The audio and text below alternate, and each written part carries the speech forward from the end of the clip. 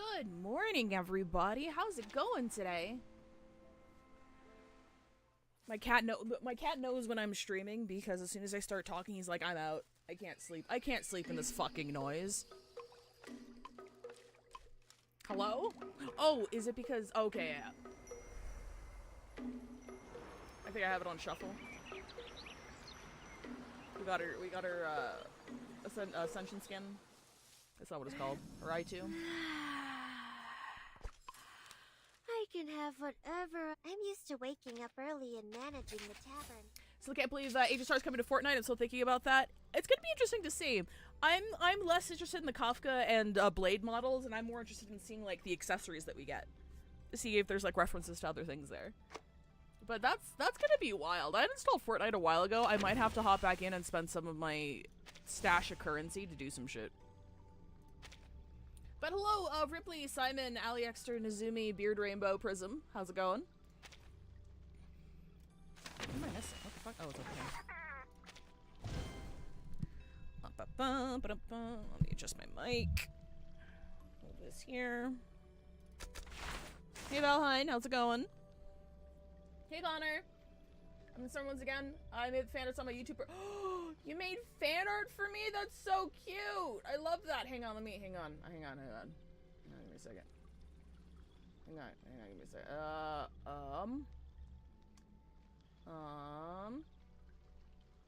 Hold on. Okay, you know what? I'm gonna bookmark this, Connor, and I'm gonna, I'll pull it up next time we do Hatoful Boyfriend, okay? This is awesome, though. I'm super fucking excited. I'm gonna bookmark this. Here we go. Let me pin this. It will be a surprise for everybody, including me. I'm super excited. I want to show everybody who was at the bird stream. Okay, let me see. Which we're playing rock paper scissors against a critter. Oh, this is kind of tricky, actually. Let's try our luck. Hell yeah! Doing all right, just chasing down a few things in Warframe. Good shit. I'm so glad to see Warframe still going strong.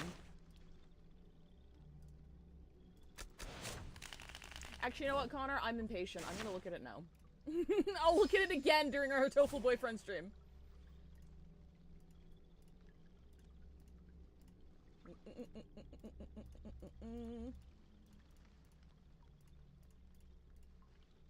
Oh wait, it's not loading for me. Okay, hang on. I'm having technical difficulties. It might be because I'm live. Okay, so I'll bookmark it and we'll take a peek at it later. Sorry about that. Why is it not loading? I don't think it's you. I think it's me. My computer's handling like a shit ton of things at once, and sometimes my browser just completely fucks up. It's like, oh no, it's not gonna load anything else. You've reached the maximum, the upper capacity of what your RAM can do, and I'm like, okay. I appreciate you running as much as you do. Wake up and visit me. I'm not gonna argue about it. Hi, Beta Vash. Hi, Sideways.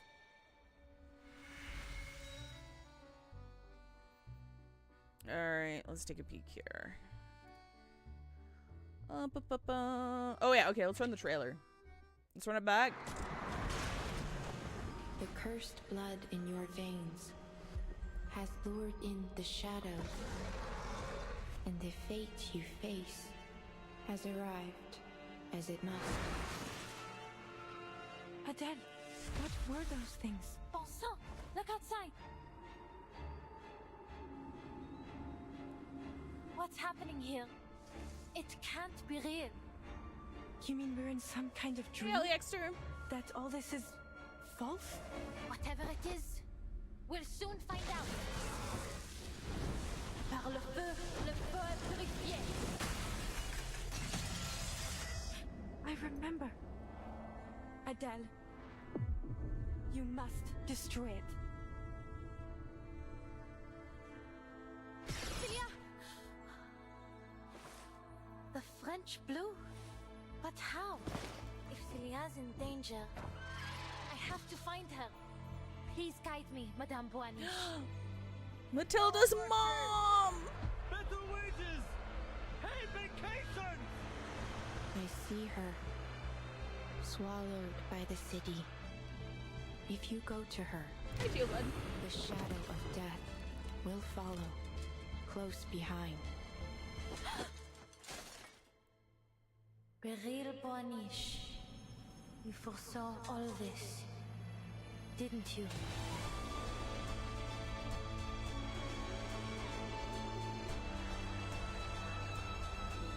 The river of fate is beyond our control.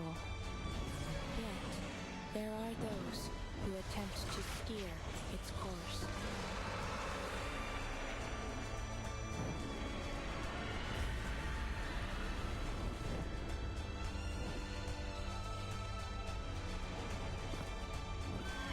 Prove it to me, Adele. To see where this river flows. That is why I witness your story. So for anybody who's lost here, these are all new characters. We know that this character is the mother of a character that we know, but I don't know what the fuck's going on either. It's just cool, flashy trailer. For anybody who's new to Reverse 1999, here's what you need to know. There are two species of humanoids, humans, entities. There's humans and then there's Arcanists. Arcanists are the ones that can use magic. Humans cannot use magic. And there's a lot of political tensions and inequality and shit to do with the fact that between these two factions. Most Arcanists magic users are humanoid in nature, so they look like us, talk like us, etc. But there are Arcanists that are not human at all. They can be inanimate objects, they can be animals, but the vast majority of them that we've met in the game so far are human. And the name Reverse 1999 comes from the fact that every once in a while there's a big magical storm that makes the rain fall in reverse and reverses the era of the area. So there's the little pockets of storms, and then rain happens, and then these storms travel spread worldwide at the same time, and basically time travel, or reverse time for the entire world. Aside from very small pockets and people who can protect themselves using very special technology. During a recent update, we recently learned that the storm is universe-wide, and it does not just affect Earth. And I think that's the basics. I don't think we're doing any storm stuff. I think this is I don't think there's anything storm related in this patch, but that's the big basis of it. Hi Utsuro! Give me one quick second here. I'm getting a DM. Oh, okay.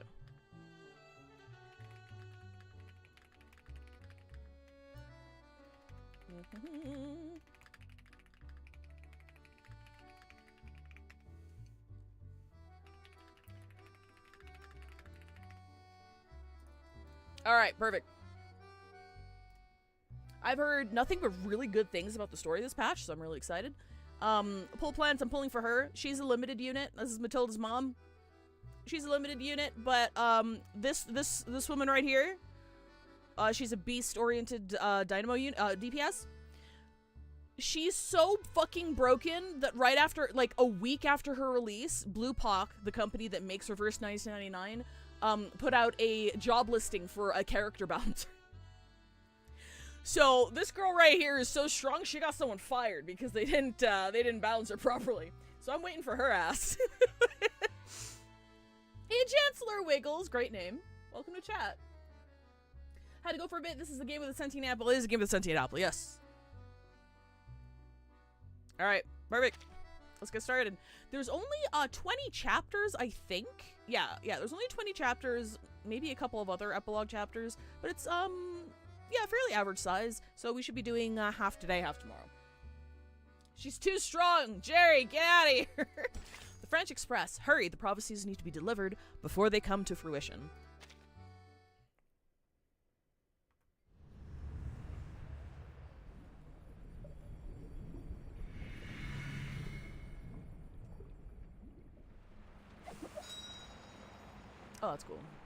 The French Express. Street. Paris. Must we really sit here, Adele? I have had quite enough. Strikes and traffic everywhere. Ah, bon oui. This isn't Versailles, madame. The streets in Le Marais are always a tight squeeze. Besides, we're almost there. I believe the salon should be right above us, in one of these buildings. The traffic might thin once we're near Place des Vosges. The streets were never the problem, ma chère. Perhaps you prefer a client that lets you drive on the Boulevard de Saint-Germain-des-Prés instead? Now, did you bring what I asked? Oh, another very important thing about this game. Everything is Yuri unless explicitly instructed otherwise. Just assume everything is Yuri. That's it. The faint clinking of metal reveals the driver's effort. What? Hey, Vitalia, thank you for the 3-stream streak. I cannot speak French. I know what you'll say, Madame Felicienne, but I must ask again. Do we really need to carry these pastries around with us? I could fuck up a pastry right now. Not at all. Provided you ensure there's always a la durée around the corner. If only that were in my power, Madame. Oh, look! We're here! And with time to spare. Great. No need to rush. Wait, hang on. La durée. World-renowned oh, okay, it's a chain pâtissier? Is that how you say that? I'm gonna mispronounce a lot of French today. Just buckle up. Don't correct me. I know I'm exactly where I want to be. By now, she's used to her employer's temperament and knows exactly how to calm her down. I'll be sure to make some adjustments before tomorrow. Maybe stop by the Champs-Élysées and get those macarons you like before picking you up? That will do nicely. Now, shall we go in? You worked hard to find that shortcut. Let's not squander our timeliness. Why friend 5 sail using the they conjugation? Oh, okay, cool. The remark gives the weary driver just enough motivation. She closes the door and spins around with a proud flourish. See? Just like I said from the start. Je connais Paris comme ma poche.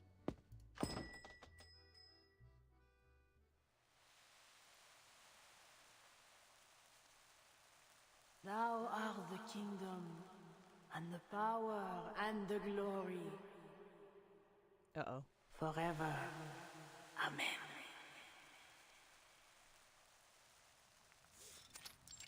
It's a response to Merde, Let's Be French. Well, Merde, Let's Be French is a very vague Homestuck reference to shit, Let's Be Santa. Soft smoke fills the chamber, tinged with frankincense, myrrh, and iris root.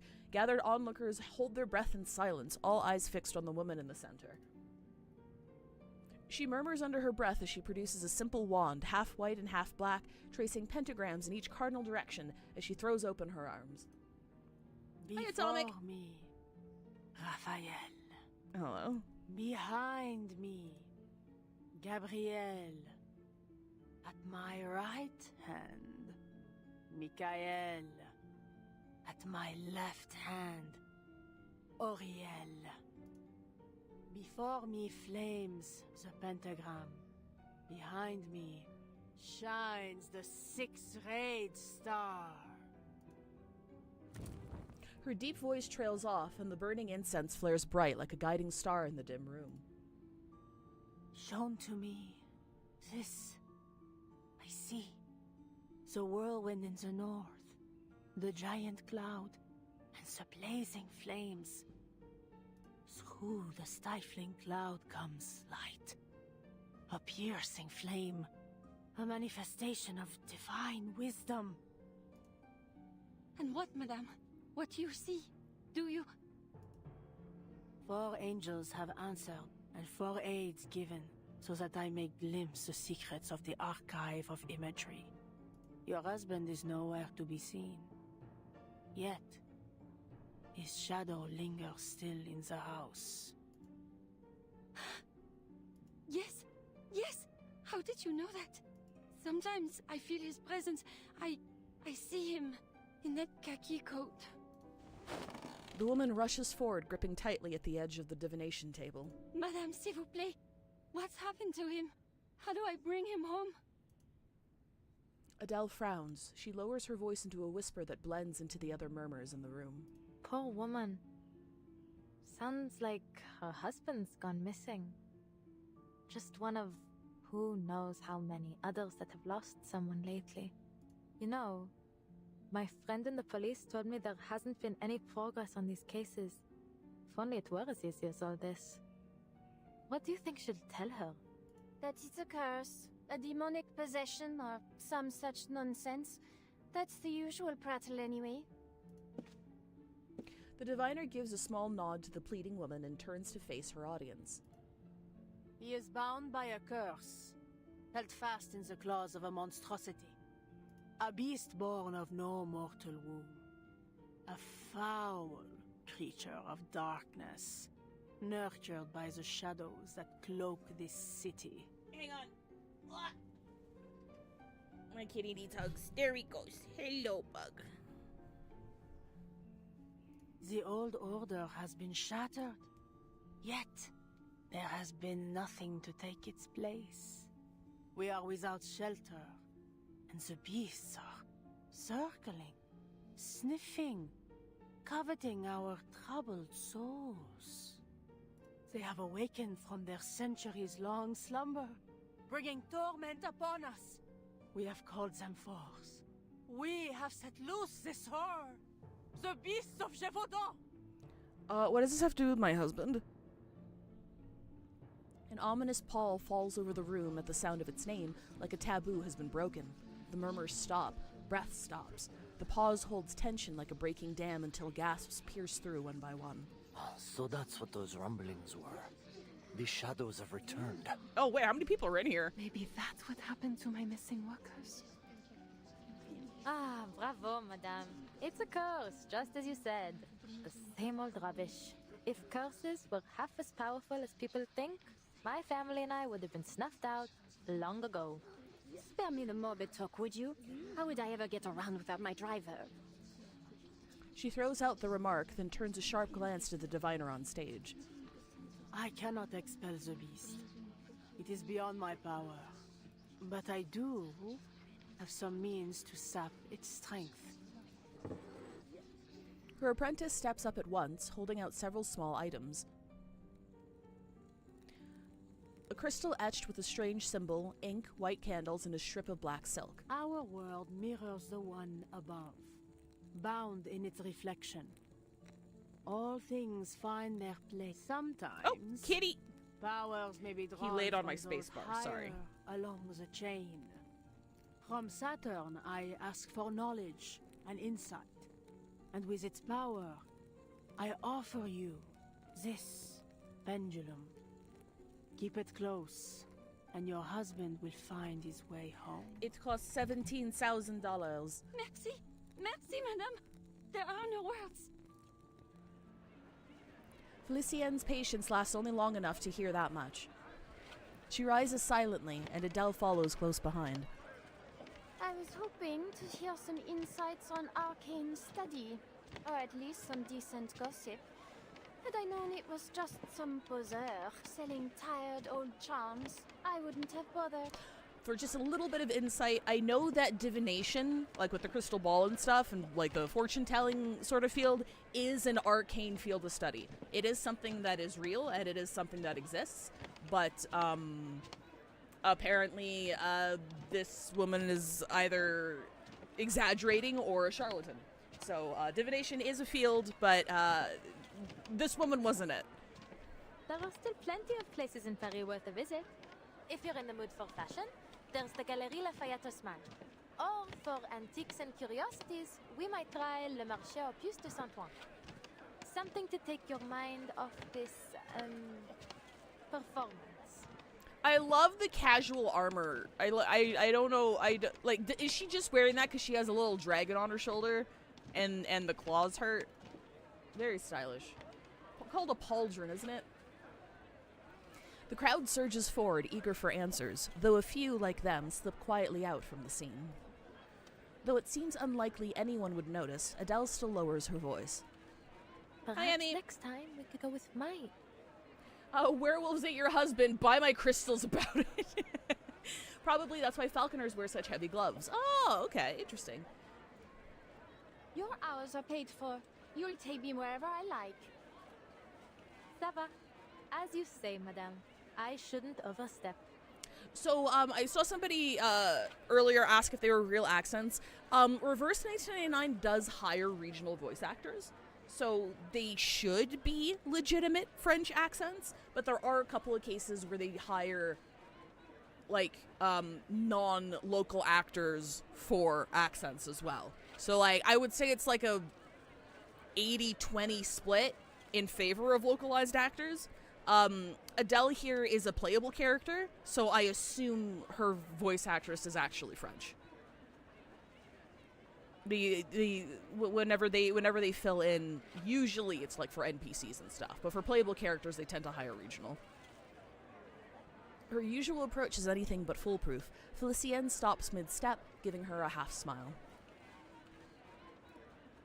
These cheap stunts are just a harmless little diversion. Besides, Nazumi says, there's a whole thing about divination being real, but getting provable, reproducible results from it is impossible, and everyone has their own unique method. I guess that is fair, yeah. Thank you for the lore reminder. I saw a pic of someone wearing torn pants with knight armor underneath, and I want to achieve that level of aura. That would be awesome. Give me more, I don't know what that aesthetic's called. Medieval streetwear? Give me more of that shit. I believe I'm not the only one who's taken an interest. How have you been finding dogme et rituel de la haute magie? Very French. Ah, how did you know about that? I'm just reading it for fun. Fun, is it? And what about those red squiggles you circled around every entry about generational curses? Ah, how on? Did you go through my things? Oh, come on, tell me. Hey, stop it. My cat's being an ass. Stop it. Do you want to come here or not? Okay, then don't do that. Don't make me kick you out. He's restless, so he's being a little shit. Their small commotion draws just enough attention to catch the diviner's eye. Madame, I'm on, Fox. Please, stay just a moment longer. I see clouds and chains around you. The bonds of one led astray, shackled by fixation. I might offer some clarity. Come closer so that I may see you better. Only as every eye in the room turns their way does Adele realize she's talking to one of them. Felicienne, I think she's talking to you. I'm speaking to you, madame. No need to look about. Please come forward. Me? She looks at Felicienne, who, now quite suddenly intrigued by the scene, nudges her driver forward. If I recall correctly, the more divination you throw at something, the harder getting a straight answer becomes. Oh, that's an interesting way of approaching it. Yes, you, Adele. Well, don't just stand there. Go on. Sure, what's what? Okay, hang on. I'll be right back. I gotta kick my cat out. He's being a little shit. Get out of here.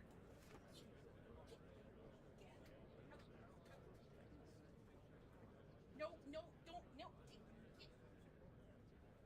No, no, get out of here.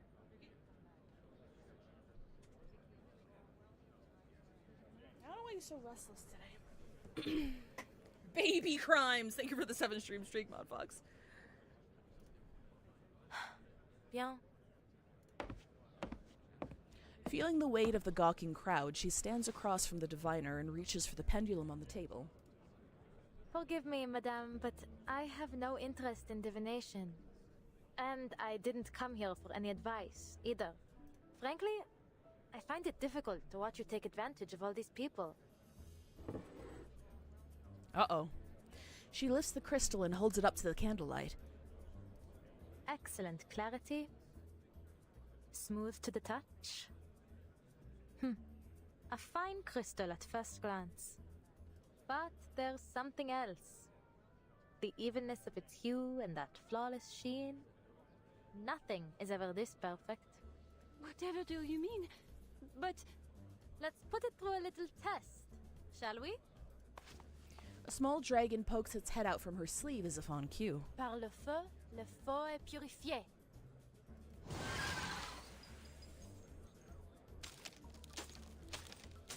Flames flicker, yet the woman feels no heat, though the once beautiful crystal has been rendered into dull, broken shards.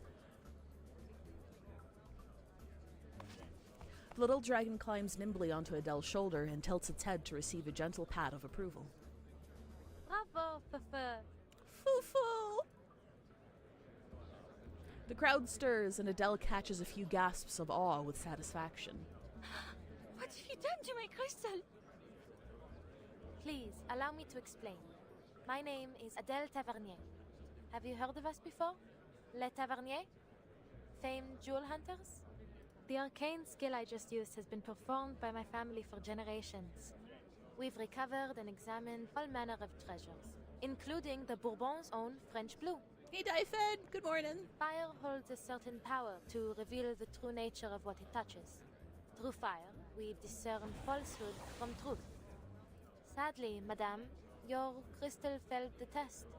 It holds no wisdom of Saturn, nor any power from the so-called chain of being. But luckily, we exposed it before the coin left your hand. N'est-ce pas? This... The lady's gaze darts between the diviner and Adele before she bolts off the stage. Adele turns toward the dumbfounded diviner.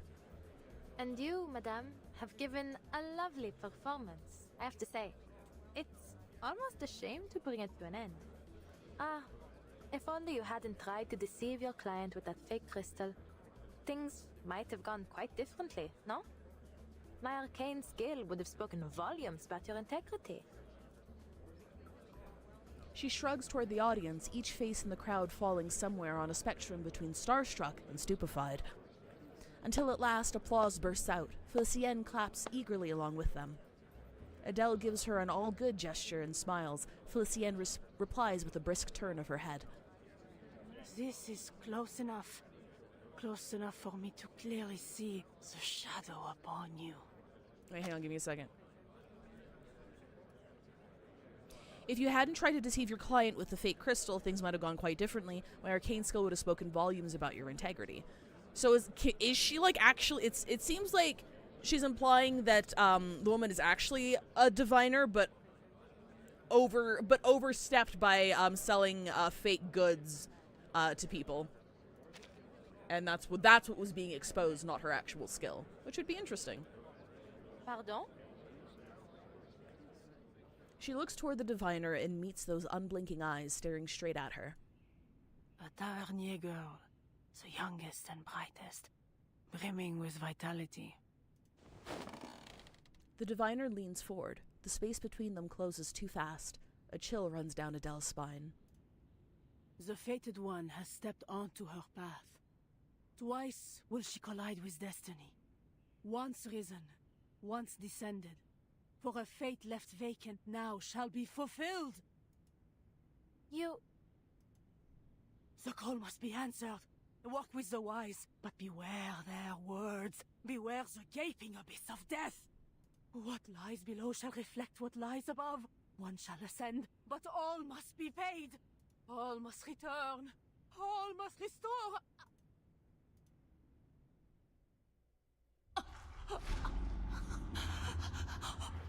Monster. Beast. It's help! Someone! Fetch a doctor! Madame, can you hear me? Why can't she breathe? Madame, are we in danger? Wait. Is she smiling?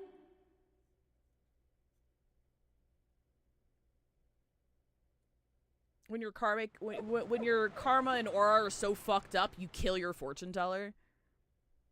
Whoopsie-daisy. It was 2 years ago. Or 16 years hence. Depending on which chronicle you follow. To me, it was as vivid as yesterday. But to young minds like yours, it seemed a kind of chaos unheard of. We should start from the beginning. With the war coming to an end, France faced countless possibilities. Its people, weary yet filled with hope, longed for lasting peace. The economy flourished for a time, and people from all walks of life came to France. Still, the impacts of war inevitably surfaced. As the wartime factories closed, people struggled to survive. Their hardships gave rise to new demands. And before long, Paris became a swirl of competing ideas. That very much depends on your perspective. If your only interest is in the story itself, not the context, you might think it irrelevant, but I believe context matters. It keeps you from being thrown off by the details. I didn't know you were playing Disco Elysium today. Oh my god, I never thought about like these little anonymous asides for the stories being like the skills. That's a neat way of thinking about it. Is this after World War I? I'd assume so, because that's where our last arc ended off. Like World War I, like coming to a close. So I'm assuming we're in Paris after the events of the previous event. That said, neither the economy nor society is our chief concern today. What I share with you now is a story. Hearsay, really. It ends, as all stories must. Whether that end is a happy one, you will soon find out. The setting is 1936. So that'd be after the war, right? Chapter 2, Innocent Bystanders. Deny involvement all you like. You're still in the thick of it. It's about time of the Great Depression. Ah, okay. I'm not well versed in my history.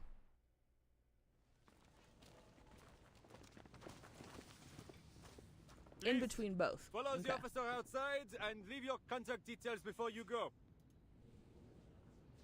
The shocked crowd file out like penned sheep, bleating and chattering with each step. I doubt I'll get any sleep tonight after that sight. I told you we shouldn't have come. Nothing good ever comes of fortune telling. What could explain all that? Hysteria? A disease, perhaps? It's possible. You know, Fabio and Franco told me their neighbors started ranting about fighting alongside Cardinal Richelieu. Next thing you know, the man's leapt out the window riding a broom. Still in the hospital, I hear. But remember what she said earlier? Maybe what she saw was her own killer. You mean the beasts of Gévaudan? Fear and a trace of hidden excitement creeps onto every guest's face. The century-old legend casts its terrifying shadow once again. Monsieur Dom? Hang on, sorry. What? We will begin our investigation immediately. In the meantime, we ask that you not spread any rumors. There's no cause for panic as of now. The murmurs fade, but the officer's words have done little to calm them. The crowd disperses, leaving behind a few key witnesses. This isn't going to get pinned on me, is it? I didn't even touch her. You'll testify for me, won't you, Felicien? Felicien? Adele turns back to find her employer pacing around the corpse. Oh my god, she died! Eyes gleaming with curiosity. Oh fuck, she's actually dead. Our so-called prophet failed to see her own demise. Well, if this isn't an interesting twist. What are you doing? Get over here before they scold you for disturbing a crime scene. She sighs inwardly at her employer's whims, relieved the nearby officer isn't paying attention. Not these beasts of Gévaudan again. Again? What do you mean, Benjamin? Oh, hang on. I'll be right back.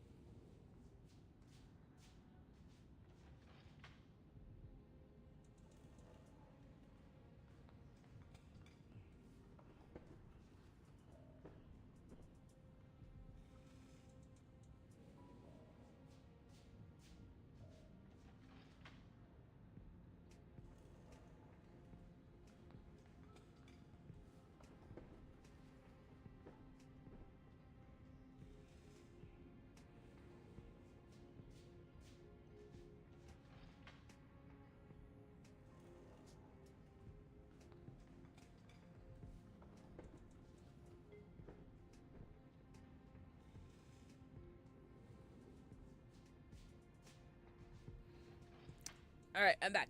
She's fortunate to have found a familiar face among the arriving officers. Josh is getting breakfast. It's just a rumor But, and a wild one at that. Yet somehow it's spread to every corner of Paris. There have been a number of sightings of these so-called beasts. But by the time we arrive at the scene, there isn't so much as a trace left of them. Not even a hair.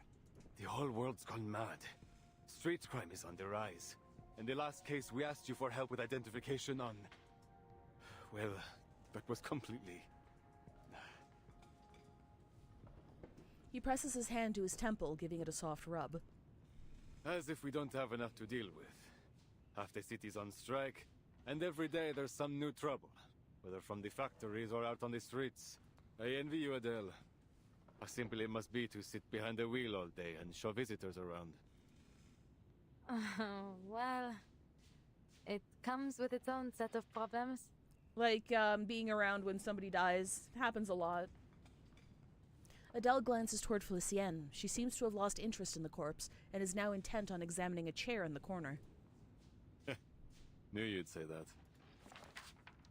The officer pulls out a notebook and pen. When he looks up again, he adopts his best attempt at a professional tone. Allons-y. There are some questions we need you to answer. You know how these things go. I trust you know this is strictly procedure. You were the person closest to the victim at the time of death. So please, Adele, answer with care. Allez-y. Ask away, officer. The evidence has been cleared away. The coroner examines the body with visible concern. The diviner's death is gruesome indeed. Blue lips, dilated pupils, clenched fists, and a stiffened spine. The coroner will have his say, I'm sure, but it looks like extreme shock to me. Extreme shock? But... What were the circumstances of the event? Anything unusual? the madame offered to read my fate, but halfway through she started acting strange, staring at me and mumbling things. She said something about a beast and then collapsed to the floor. So she was reading your fortune, saw a beast of Gévaudan, and it... what? Scared her to death? It sounds ridiculous, I know, Benjamin. But it's what I saw. They exchange a glance. The officer's pen hesitates, weighing how much of the madness is worth writing down. Finally, he closes the notebook with a resigned look. D'accord. Thanks for your help, Adele. I suppose it's about time we tied all these cases concerning the beast together. Okay, so the beasts are definitely a thing. But it's strange, no? How could creatures from a folktale more than a century old be doing all this here and now? This has to be more than a passing fad. Paris, hell, the entire country, has been gripped by all sorts of rumors. The streets are growing more volatile by the day. You're right. There are always people who will try to take advantage of these situations. Like this poor fortune teller. I bet she heard some tales about my family and thought she could scam me with a sensational prophecy about my not-so-rosy fate. Doomed to die on a quest for hidden jewels. Seems the madame didn't know that you're the furthest thing from a treasure hunter. It's hardly a secret that the Taverniers have a habit of meeting an unfortunate end. Far from it. Which is why I didn't believe her for a moment. The Tavernier curse? Please. It's just a story made up to dramatize the legends of my ancestors. From my great-great-great-great-great-grandfather, who died after bringing the French blue from India, down to my great-grandfather, who died chasing jewelry stolen from France during the Revolution. Call it a curse if you like, a mystical power, fate, coincidence, whatever the words. The plain and dull truth is that hunting jewels is a dangerous line of work, no? That it is. While we're on the topic, how are your parents doing? I recall you said they were still in the family business. Out on some quest again. I couldn't even hazard a guess as to where they are now. They move around so often. But they have sent letters. Living life to the fullest, as far as I can tell. She says hunting fake jewels. Hey, those don't count, okay? She was helping out. The officer exhales in relief. Glad to hear it. Maybe I should envy them instead. Traveling the world like that. Much better than being stuck in a police station. And you? Don't you ever think of joining them on the hunt? My parents and I are different, to say the least. I don't share their obsession with shiny stones. A simple, comfortable life. That's all I want. No glittering ambitions, no fancy things. Just a job that pays the bills, fills my belly, and lets me get a good night's sleep at the end of the day. Why anyone would want to think so hard every day is beyond me.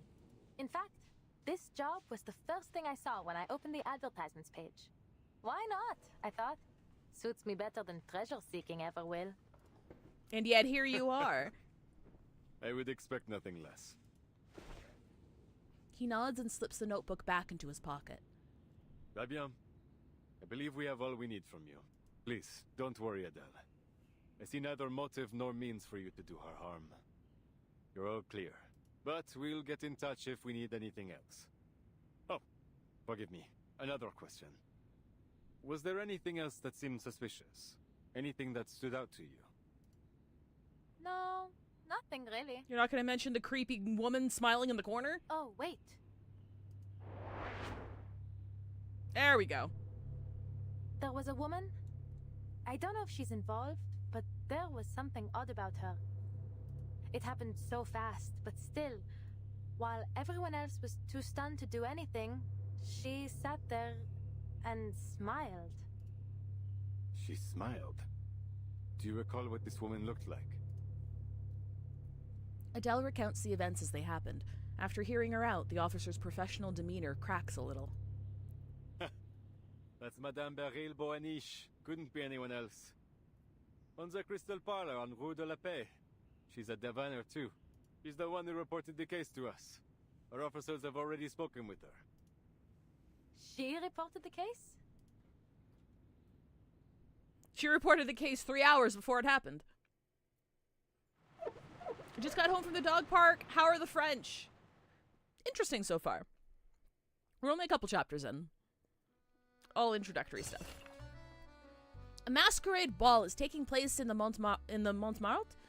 It lacks a clear theme, but a mask is required for entry, so you pick up a lifelike paper mask painted to match your face, an enamel mask adorned with multicolored feathers, a polished silver mask with a polite smile, a rough wooden mask carved with totem motifs. We gotta go for the masquerade one. Beauty is always compelling. I'm gonna leave it just in case that leads to anything. 3. Encounter etiquette. Ever try telling a curious creature not to knock your cup off the table?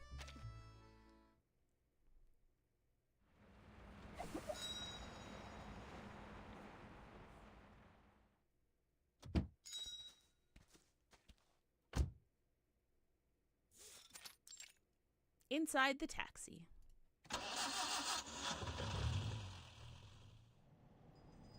The engine starts, churning into a rhythmic patter as the black taxi moves forward. A chime sways in the taxi, a gift from her parents. Well, I suppose that's that. No mysterious murderer, just another diviner. Benjamin said they spoke to her already and cleared her of any suspicion. Cleared? I wouldn't be so quick to believe that. Beryl Boaniche, she hides herself well, that one. The passenger pops a pastry into her mouth, chewing with a mix of irritation and thought. Do you know her, madame? Adele glances over in surprise. She's never seen Felicien look so displeased. This box is empty. Was that the last macaron? Of course not. I got another box, just for you. She maintains an absolute sense of professionalism while taking out a neatly wrapped box from beside her seat. Ah, it seems my expectations have been surpassed, low as they were. C'est tellement délicieux. Ah, I must say, you seem to really have a sweet tooth. The soft crunch of Felicien biting into a pastry makes Adele strangely tense. She grips the wheel, forcing herself to focus on the road ahead. So, Beryl Boaniche, where is she now? Did your little policeman say anything? He said she's running a crystal parlor on Rue de la Paix. Turn around. I should like to pay her a visit. A familiar commanding tone comes from the passenger seat. Fortunately, by now, Adele has learned how to handle it. Now? I don't know, Felicien. It's nearly the end of the day. Hey, kid. Thank you for the hydrate or dihydrate. I got water right here. I'm meeting a friend tonight. I told you that. Then you can tell your friend to meet you at Rue de la Paix. A sharp glare follows the words, audible without even looking at her. Aren't macaroons and macarons two different things, though? Do they not eat macarons in France? I'll double your pay I thought it for was a the French evening. pastry. Turn us around. Take whichever route you like. She's a true crime girly, I can feel it. But Ah, fine. Triple? No? 10 times then. How rich is she? 10 times? Adele struggles against the temptation, but weighs it against what she read in the pamphlets the strikers have been passing around. Don't be swayed by money alone. Workers need rest. No, Felicien. I really can't. Celia's always busy these days. I barely get to see her. Okay, Avian Thulin, that's what I thought. So what are you talking about? Because were they not eating macarons? I don't understand what the problem is. She's all wrapped up in this parapsychology thing. I haven't seen her in so long. I don't want to cancel on her. We'll go to Rue de la Paix tomorrow. I promise. You live a terribly tedious life, Adele Tavernier. Ingredients are available in a minute. Oh, that's interesting, Emmy. Made macarons once, absolute pain in the arse to get right in Aussie weather. I hear macarons are like super, super delicate and like very, very temperature sensitive, especially to like not have them crack when you cook them. Like you have to use like the right temperature and the right kind of pan to do it, and your oven has to like be heated evenly. They're very, very sensitive, from what I understand. Felicienne narrows her eyes with acute displeasure, but before she can speak, she jerks forward from the passenger seat. Wait, look! That's her! They're sensitive if you care about how they look. Fair. What? Who? Beryl Buaniche! Just there! Turn! Now! Let go! I can turn the wheel, This girl's gonna get us into an accident. The fuck? Uh-oh.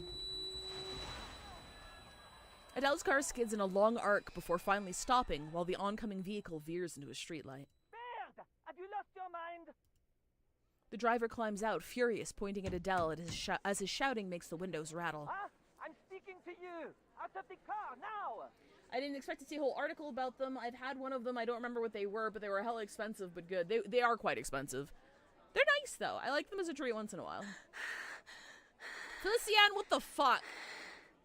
She's giving so much nothing bad ever happens to the Kennedys energy. What are you staring at? You heard the man. Get out! Felicienne, what the fuck? We'll settle this later. Pushing open the door, Adele silently praises her own quick reflexes. The crash isn't too severe.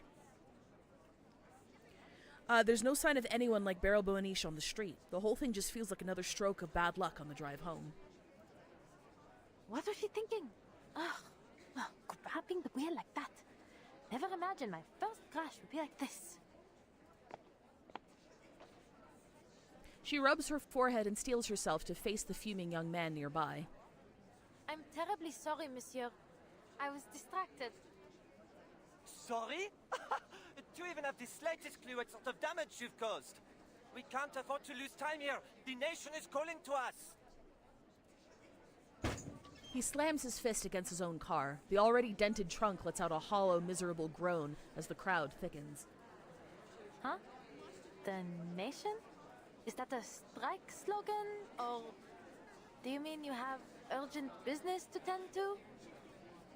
Our one true leader has returned. The Emperor has landed at Golfe-Juan. He will bring glory to France once more.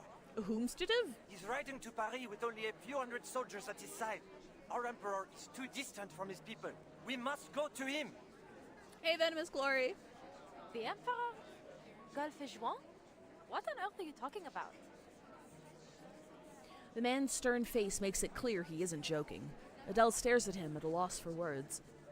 But her silence seems to be taken another way. Oh, I see. You've sided with the Bourbons, haven't you? You're another one of the King's stooges. The son of Austerlitz calls to me. I will not be stopped. Hello?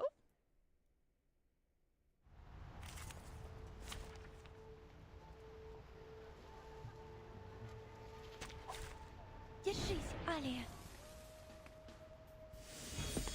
What an awful racket you made. Don't take it on step. I feel bad slaughtering the civilian. It's okay, we're just gonna knock him out. We're just gonna knock him out, it'll be fine. Vive l'Empereur, the free men of Paris will never be defeated by the likes of you. Hey, I'm a free woman of Paris too, I'm on your side. Lies, you're nothing but a lapdog of the aristocracy, a blight on our society, a parasite to all of France. I think you need to calm down, monsieur. Oh, I'm on auto. Okay, that's fine. Do you have any requests? I was farming yesterday. What's going on this chapter? Divination, a murder. I just killed this guy. To take care of everyone?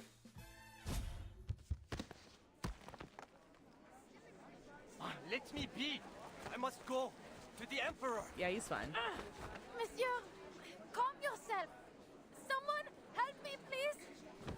With help from the bystanders, Adele manages to pull the driver down from the roof, though the commotion draws even more onlookers. Aye, aye, aye. Another poor fellow lost in delusion. Oh, right. The officer was talking about that. Hey, Firebird, thank you for the 35 stream streak. Careful, don't get too close. He's talking gibberish. The 100 days ended over 100 years ago. Please, someone, get him to the hospital. He needs help. Does anyone know this man? I really need to go. I have to see someone. She looks at her scratched up car and the indifferent lady inside, feeling a twinge of helplessness. Just then, the crowd parts as several men in scholarly attire push their way forward. Vincent, my God! I'm terribly sorry for all the trouble he's caused, mademoiselle. He's my student. Please, allow me to cover the damages. Would you mind leaving me your address? I'll take care of the rest. A man in his 40s finally makes it through, wiping sweat from his brow with a handkerchief, his face full of apology. Several young people follow behind him, students led by a girl Adele immediately recognizes. Celia! Adele? Goodness, are you hurt? She rushes over, checking that Adele and the driver are safe before stepping back and introducing the others. This is Professor Roseau. Oh, she's the a one I cutie. told you about. Professor, this is my friend Adele. Sounds like he thinks he's going to meet Napoleon coming back from Sardinia. Okay, that's what I thought. I was like, this guy's nuts. He's who I was going to see this evening. Celia finishes her introductions, patting her friend's shoulder in relief. Thank goodness you stopped him, Adele. Who knows what might have happened otherwise? Yes, yes, you acted both quickly and rightly, mademoiselle. Faced with unexpected thanks, Adele scratches her head, trying to shift the topic back to the still babbling driver. What's wrong with him? It's a long story. He's been acting strange for weeks. Excuse me. So, when he didn't turn up this morning, we went to his home to check on him. The door was open and it was a total mess. Poor boy. Such potential. But then, perhaps I pushed him too hard. The man cuts Celia off, shaking his head, guilt written all over his face. I shan't keep you, ladies. Celia, go with your friend. I'll deal with all this. But... Please, Celia, put this behind you and enjoy your evening. But be sure to join me for tomorrow's field work. She glances at Adele, then accepts her teacher's offer. After helping the poor man away, the crowd gradually disperses as night falls over the street. How's your car? I know the professor said he'd cover it. Pas mal. Just a dent on the bumper. It was a bit of a fright, but I'm fine now. Ah! Wait! Sorry, Celia. I need to... The whirlwind of events leaves Adele dizzy. She finally regains her senses and runs toward her Peugeot 201 parked nearby. Felicienne's still in the car. I'll have to take her back to the hotel. She's not going to be happy after I left her like that. Felicienne? Huh? The passenger seat is vacant, replaced by a line of bright red words scrawled across the window. Tomorrow, Rue de la Paix? Oh no. Is that lipstick? Adele pulls out a handkerchief to wipe the writing from the glass, but despite her scrubbing, it barely fades. First, she grabs the wheel, crashing my car, might I add. And then she has the cheek to scribble on the window. Ugh. She's paying for a foot clean, I swear it. Are you certain you're all right? Her friend walks over, peeking curiously through the window. Adele waves it off, refusing to let the small incident ruin their long-awaited dinner. I'm fine. So, shall we eat at that spot near the Seine again? Or are you feeling adventurous tonight? You said you couldn't stand the campus cafes anymore. So tonight, ma chérie, you choose the food. Really? I suppose if I could have anything. You know, what I'm really missing is some good home cooking. She starts counting on her fingers, reciting a whole list of dishes. Onion soup, gratin dauphinoise, maybe a bit of cheese for a small fondue. Oh, and I just bought a bottle of cider. What do you think? You simply have to come over and see my place now. I cleaned the whole thing. Balcony too. I came over to ask you for help, but you weren't home. Home cooking it is. Hop in. In perfect sync, the two circle to opposite sides of the Pugot 201 and open the doors at once. Buckle up to home.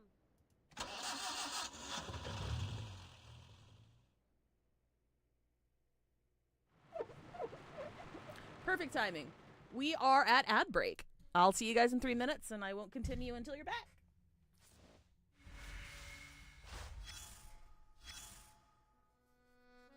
Let's do some farming, actually. Carnival boost!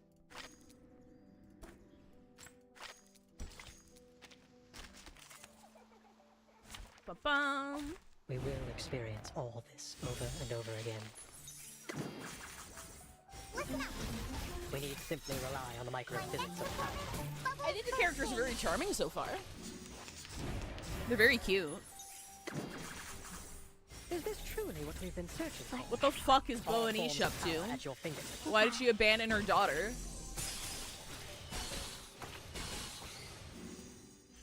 Was I able to take care of everyone?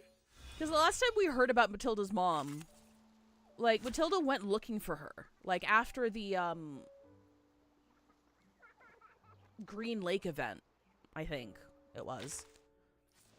And then, like, she found her gone, if I remember correctly. I think that's the last we heard of her. Triple ecstasy bonus chances 20! 20?! Nothing unexpected. For now. Yeah, and to your point, Chancellor Wiggles, like, the story started with, Felicienne being, like, obsessed with pastries. That was the whole thing. So yeah, I think it was just her.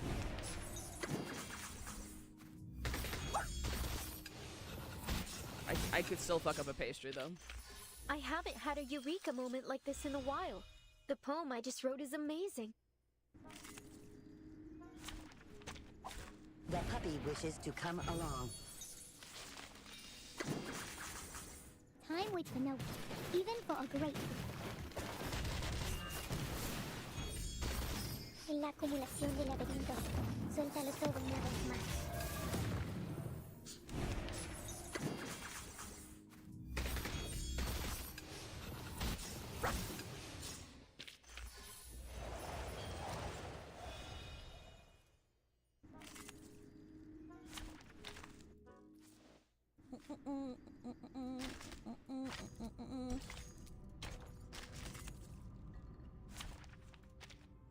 What's expiring?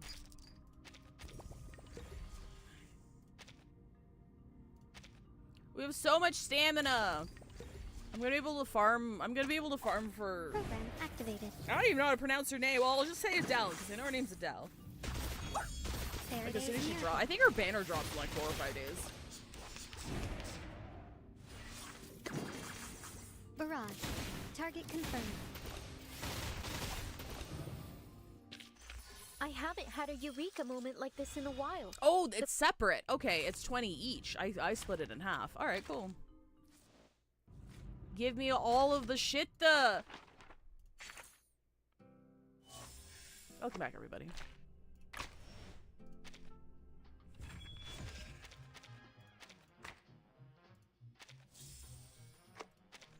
We should be anti-morning, anti-sleep deprivation.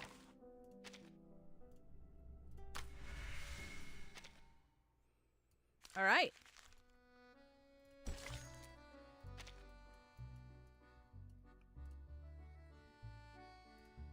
Wait. Where is it? This one? Oh, before a shop window on the Champs-Élysées? I don't know how to pronounce that. You stop for a long time, so long you don't notice the sky is changing. The sky changing. What you're staring at is a restored illustration of ancient critters, a Klein blue gown flowing with black liquid, a smoking pipe cut clean in half, an astronomical clock with its hands reversed. That sounds like fun. There must be a deeper metaphor. Yeah, you're all good, Avian Thulium. I was running a crystal parlor in Paris back then. Oh, is this Beryl? People came for all sorts of products. From ordinary crystal ornaments to the enchanted ones. I had them all. I recognized a few of my customers in your suitcase, but many came seeking something I never put on the shelf. Prophecy. But our path through Fate's garden is already set. No prophecy can change where it leads, and I dislike putting a price on things that have no use. So, I made myself a promise that only those I trusted would get a glimpse of what lies ahead of them. A gift. Nothing more. To my surprise, it did something unexpected for my business. Word spread, and I recovered my investment soon enough. No worries, Avian Thulium. Like, it's definitely not infallible. I think the heaviest criticisms I heard were, for the Buenos Aires arc. Like, nobody liked that one, and like they got such harsh feedback that they actually reached out to a couple of content creators that were like the harshest about it for, I believe, like feedback on what they could have done better.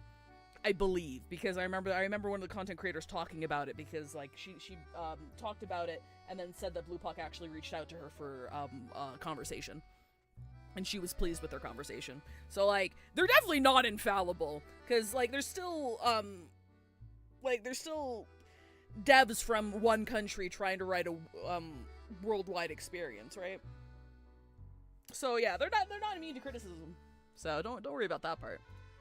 Nor was I. Few things in life have ever surprised me. And this was much the same. At any given time, somewhere, somehow, someone is dreaming. I'm also a little bit worried that, like, they're playing it safe by having, like, so much content in Europe. Like, I would love for them to, like, well, I mean, Europe and, like, China, obviously, because they have, like, the Chinese historical arcs and stuff, but yeah, I'm just, because, like, we went to India in one of the early patches, and there was some feedback about that, especially because it was, like, one of the early patches before their localization was decent. So, not only did they get some stuff wrong, but also the localization was not great. Not unreadable, because I played, like, fucking, Love Nikki. I've had unreadable localizations for sure, but it was jarring for sure. So, like, I don't know, I hope we get more stuff, like, that's not set in Europe / United States / China. That's all. I hope they get to I hope they get to be a bit more adventurous again. Yes, we had an Antarctica one. That one doesn't count. Antarctica doesn't count. Hi Bree, hi John Doe. Unconscious hunting.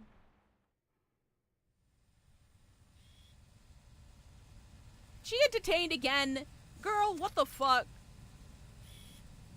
The Tavernier curse. Every member of your family is destined to hunt endlessly for treasure until they meet their end. Pass through blood relation, usually to the relative closest to them. Wait, Vigil, the Vigil is, Foundation related, right? Because isn't the Vigil... We had that one arc for Chinese New Year's with, remember the black cop and, like, the young Chinese woman who was playable? Weren't they part of the Vigil? So it's, like, Foundation related, right? You don't believe in this so-called curse, do you, Miss Tavernier? Or should I call you Broom? Broom, okay, so you do pronounce it Broom. I feel like a lunatic yearning for something that isn't 95% inspired by one culture at this point. I yearn for originality and whimsy. Well, I agree with you on the whole, Fafnir, for sure, but Reverse 1999's whole thing is, like, being an alt history thing. So, like, at least in my opinion, Reverse 1999 has, like, has a very strong basis for doing what they do. I just wish they were less Eurocentric about it. But in general, I do agree with you, for sure. The interview room is coldly silent except for the faint whir of the recording camera. Hi, Joshua! Oh, wow. Thank you.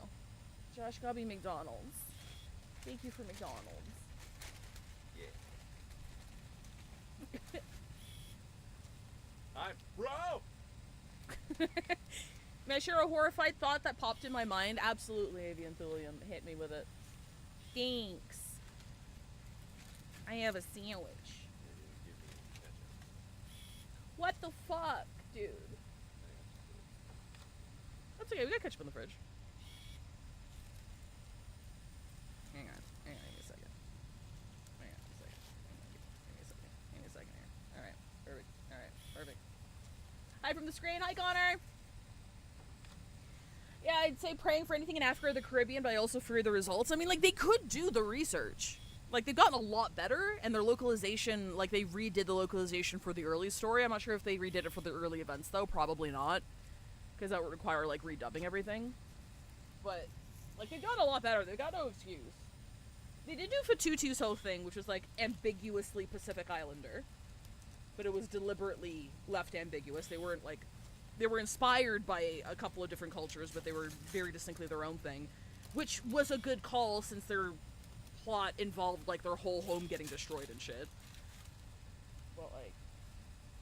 Give me some fucking brown people! That is what I'm saying. I'll say it outright. Just give me some fucking brown people, please. Chinese gotcha games, man. I swear to God.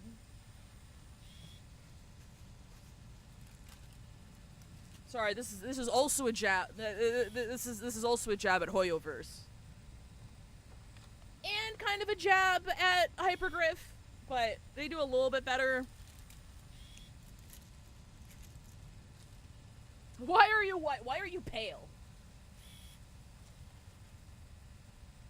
Anywho. Every word of the young woman's statement is captured by the microphone, preserved as cold signals on magnetic tape. Given how things have turned out, it isn't as easy as a yes or no. Don't you think? Girl, what the fuck happened? She gives a helpless smile, looking down at her palms. But say it is true. Then what of it? We're all going to die, no? One day I'll die searching for treasure. But before then, I'll live as I see fit. I don't plan on wasting away my days in fear. She pauses briefly. The ending may be written, but that doesn't mean I want to follow the story word for word. Give me 1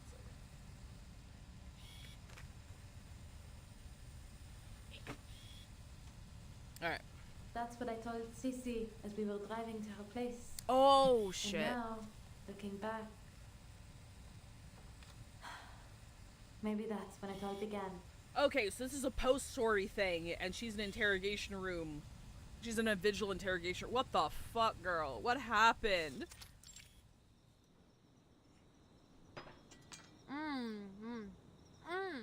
So good.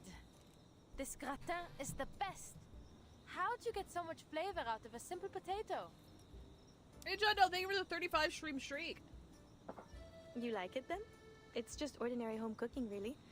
Maybe it's finally time you started doing it yourself. Well, Papa didn't exactly teach me much in the art. He'd just pop open a tin can and say, "Be grateful. When you're in the jungle, this is a luxury." But he never took me to the jungle. He never even let me leave Paris. I still haven't been anywhere. Why does every background look like it was taken from a picture and then painted over? If you take a look, the way that they do it, it's 3D modeling. So these are all 3D models.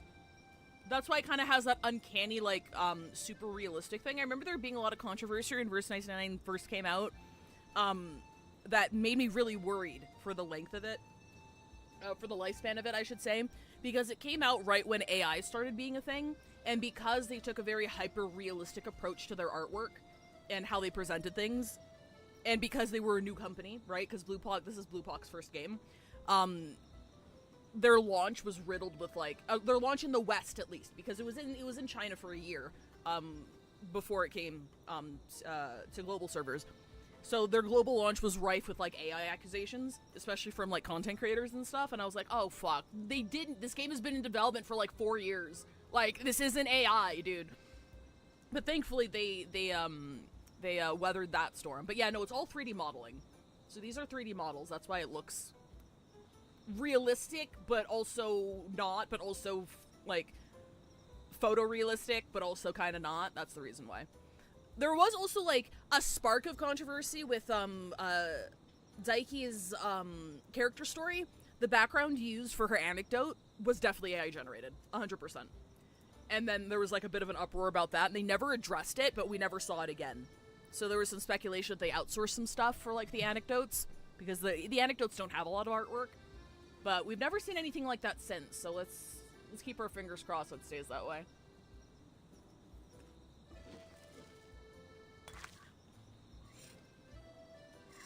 Celia smiles and shakes her head. She grabs the empty plate to scoop her friend another serving of potatoes. I'm also eating hash browns right now. We're potato maxing. You can only blame yourself, Adele. You are the one adamant about not becoming a hunter. Of course! Because I don't want my life planned out like a stage play. And don't pretend you didn't have a part in this. You're the one who picked the page number in the advertisements.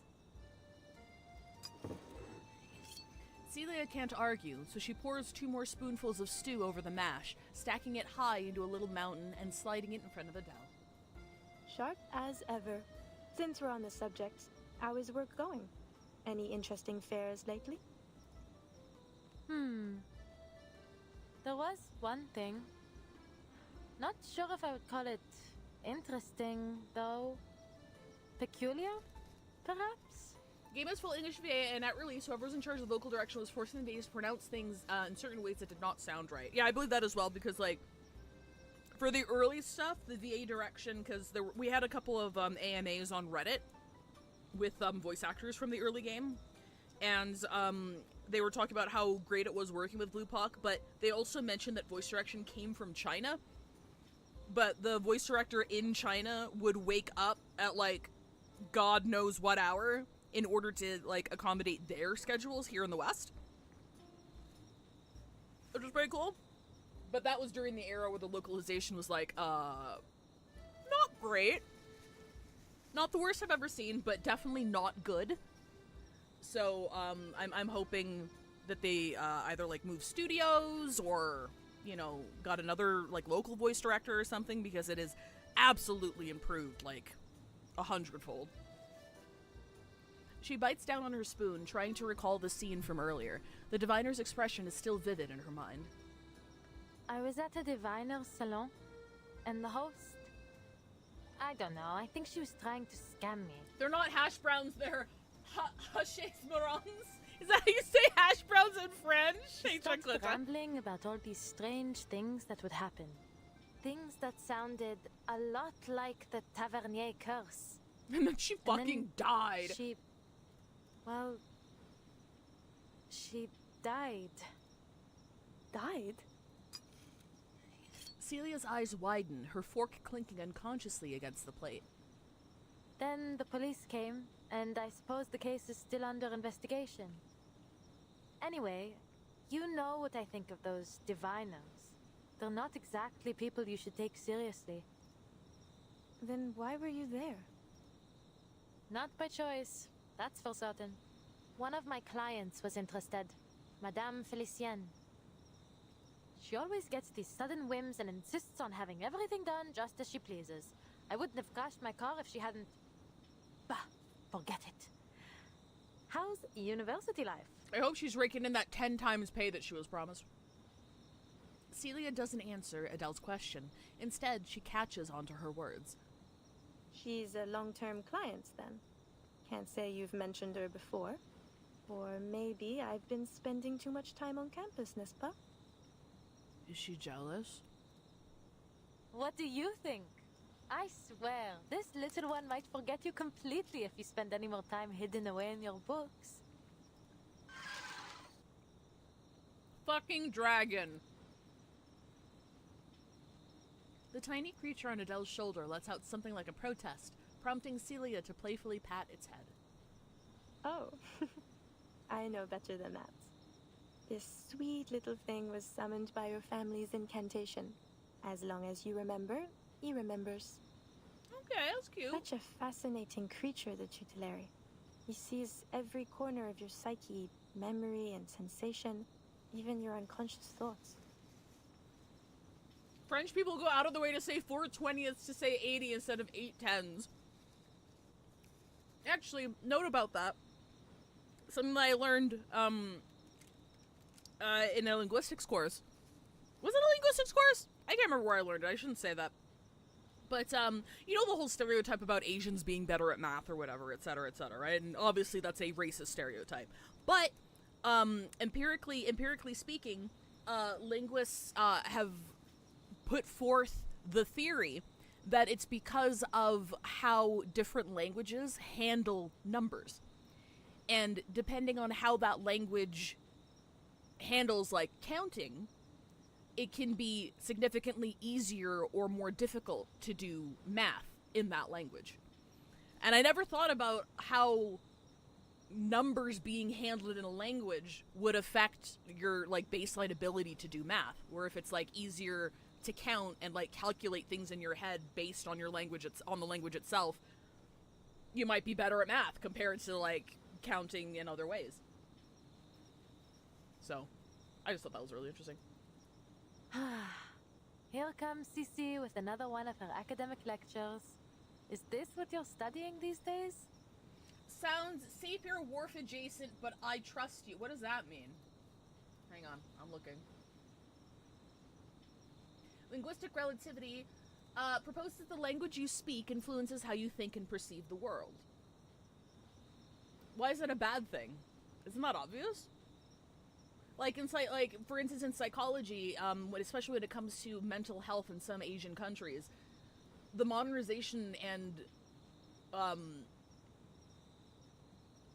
acceptance of mental health in the modern age has been slow growing over there because they don't have words for things like depression and other psychological symptoms. So trying to counsel, especially the older generation, is extraordinarily difficult because the concept just does not exist in that language.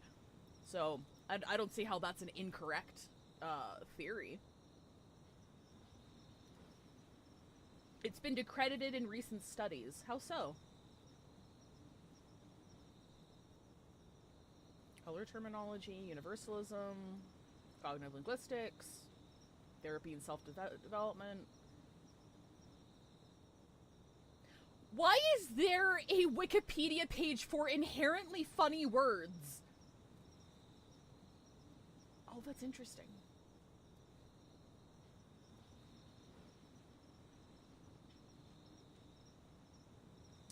The hypothesis in dispute, with many different variations throughout its history, the strong hypothesis of linguistic relativity, now referred to as linguistic determinism, is that language determines thought, and that linguistic categories limit and restrict cognitive categories. This was a claim by some earlier linguists pre-World War II, Since then, it has fallen out of acceptance by contemporary linguists. Nevertheless, research has produced positive empirical evidence supporting a weaker version of linguistic relativity, that a language structures influence a speaker's perceptions without strictly limiting or obstructing them. Okay, that's just semantics. Like, obviously, language doesn't determine thought. Language just influences thought based on... So linguistic relativity in and of itself wasn't discredited.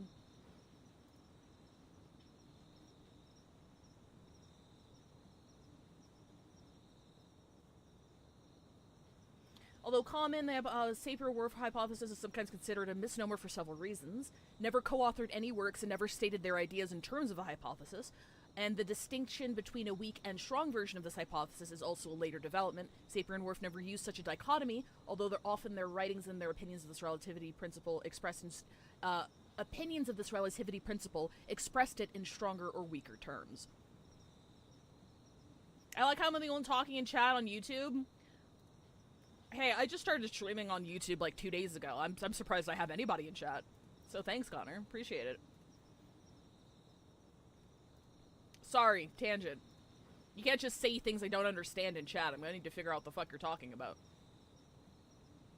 It's the girl who sang Skyfall!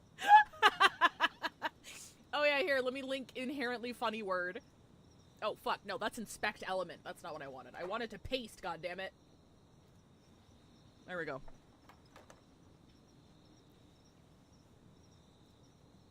Alright. Here comes Cece with another one of her academic lectures, as we're studying these days. Yes. Professor Rozo has found new inspiration in a Swiss psychologist's theories. He's pushing for some new breakthrough. The whole research team's working on it. We've already seen some early progress. Inspect element. That, collecting brain thing? About what now? I like how we're doing anything but playing the game when we say something. Connor, welcome to my streams. We go on tangents a lot here. Except when I'm playing, Hatoful Boyfriend, apparently. Collective unconscious.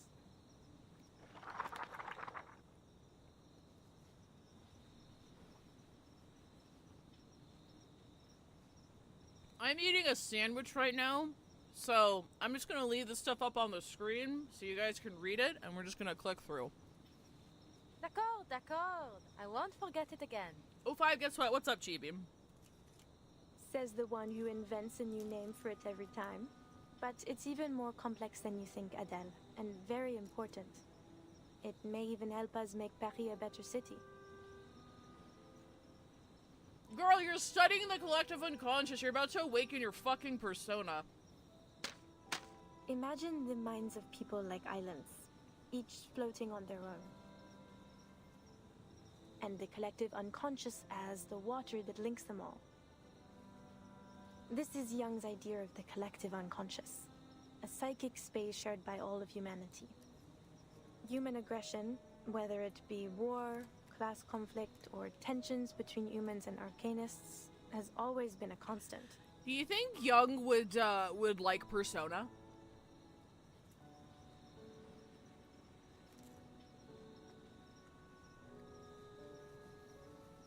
Not as an empirical thing. Like, if you plopped him down in front of Steam and got him to play Persona, do you think he'd enjoy it?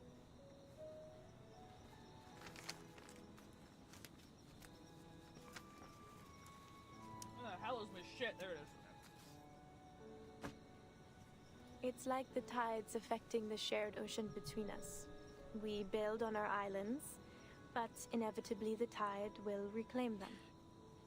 Jung would love Disco Elysium? Oh my god! Where's that fanfic? Where's the fanfic of Jung being a streamer? It's like, hey, if you know that question is like, hey, if you bring anyone back from the dead to have dinner with them, who would it be? It'd be like, Jung, but I wouldn't have dinner with him. I'd force him to play Disco Elysium in Persona. The eager scholar closes her notes, fixing Adele with an expectant look, waiting for her response. Maybe this guy's onto something.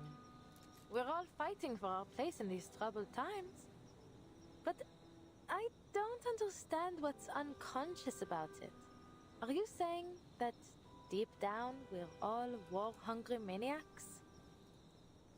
Certainly not. But we are all under the influence of this collective mind.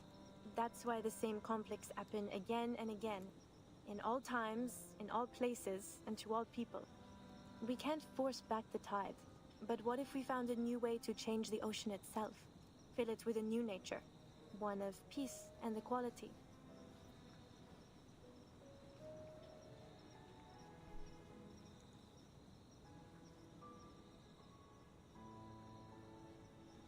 You know, she do kind of look like Maruki. Girl, I'm scared for you. Girl, don't do that. Girl, that ain't good. Even one tiny drop of new thought could make a world of difference. What we're trying to do is find some way to practically influence the collective unconscious. To create real and lasting change for everyone. I believe, truly I believe, it could do more to save us than any law or reform ever could. I'm sensing some themes. Brie, I missed that. Girl is studying the morphogenetic field. So true. Adele scratches her head. She has no lofty ambitions nor any intention of changing anyone. So you want to control everyone's minds? No, Adele, you're missing the point. What? No. We still want people to think for themselves. We just want to change how they think. Okay, so you know how annoyed I get when people compare characters to Maruki, right? Especially when they miss the entire fucking point. Nah, this shit's just Maruki, dude. If we can plant a more hopeful vision into the collective unconscious, we could sow the seeds for a better future for all.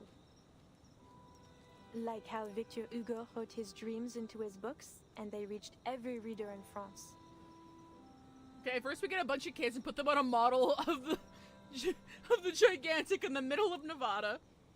Go on! Only we're doing it in a more controlled, systematic way than simply telling stories. What about Vincent? He seems the furthest thing from control. Loyalty to l'Empereur aside. Are you sure this research is safe? Truthfully, I wouldn't say it's entirely without risk. The collective unconscious is a sea of primordial images formed into cultural motifs and symbols. It's filled with memes! The more popular that symbol is, or the more often a theme occurs across cultures, the more powerful it's said to be in our collective unconscious. Take Napoleon, our conquering hero king and cultural symbol. Vincent? Well, he's always admired him, so perhaps that made him more susceptible. We're working in the mind, so it's understandable that there might be some unforeseen effects. I fear Vincent may not be the last to suffer like this until we find a safer way to proceed.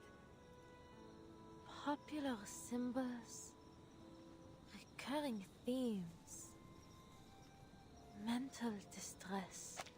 Wait a minute, hang on.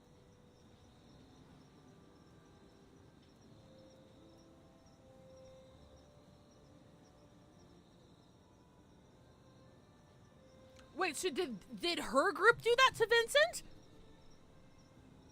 Like, through their research? Is that what this is implying? Or was Vincent like that and they're trying to, like, help him? Because it seems like the former. Adele pauses as the thought strikes her.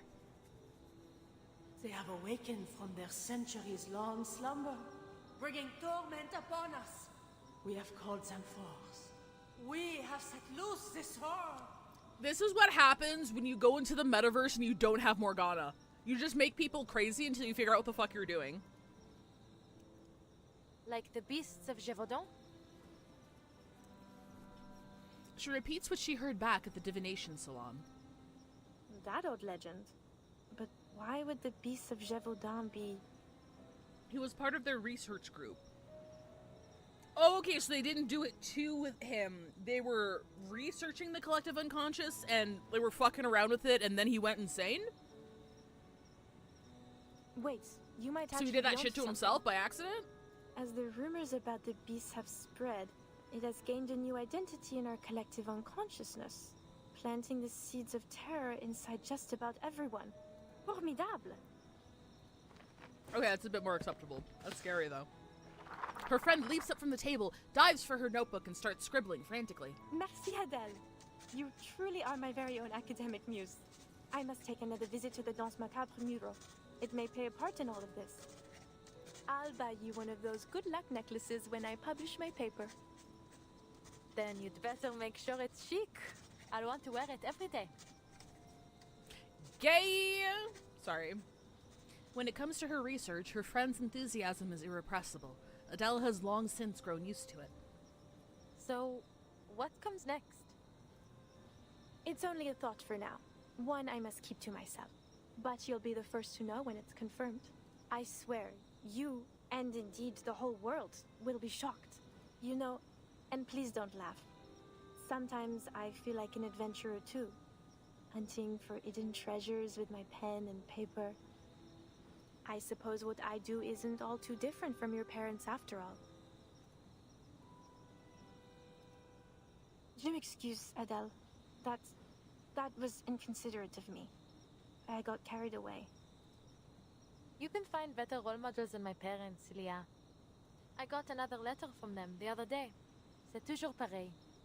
A mind sure to bring amazing profits and something about a mural. Uh-oh. So you do read their letters. They sound exciting, don't you think? You know how much I love adventure stories. I don't like that mural talk. We've had nothing but shitty experiences with paintings in this universe, okay? Her friend's sudden burst of energy makes Adele both amused and helpless. That you do. Sometimes I think you're more of a tavernier than I'll ever be. I suppose I have always thought of you as a sister. Damn it, no Anyway, Yuris. Enough about that. Where are you taking your client tomorrow? To Rue de la Paix. There's a crystal parlor we're going to visit. Because of what that diviner told you? You must be the master of your own will, Adele. Don't let your subconscious make all the decisions. Whatever you say, Madame Professeur. I Got mean it. sister So zoned. many things in life are stirred up from the depths of our minds. Oh shit! Quick, press A. We need to get star fragments on the beach tomorrow. There's never an end to the things old friends have to say. They talk until the stars have claimed the night sky. Sissi, dis-moi. Tu crois vraiment au destin? Cece, tell me, do you really think there's such a thing as fate? Sissi? Celia? Her friend drifts off to sleep, wandering into some dream not yet connected to Adele's in that sea of collective unconscious. Bon. Bonne nuit, chère amie. Que demain nous porte chance à toutes les deux.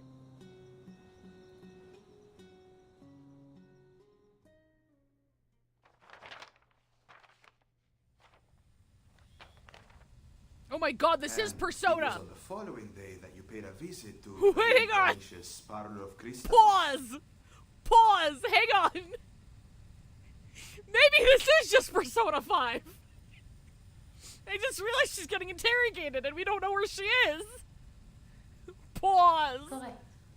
And there, you have another, what did you call it? Unusual divination. You surely have a way around divinations. Tell me, who taught you how to do that? Beryl Poinish had foreseen my visit long before I arrived. Just as she had foreseen all that came afterward. Gotcha, Dev's trying to get him influenced by P5R challenge. Oh my god, did you see him? Did you see that Overwatch 2 is dropping the 2 and becoming Overwatch? Right after the Persona 5 World collab? They got another one, folks! They got another fucking game, dude! They killed it! The results reflect the opinion of the majority, but does truth belong instead with the few?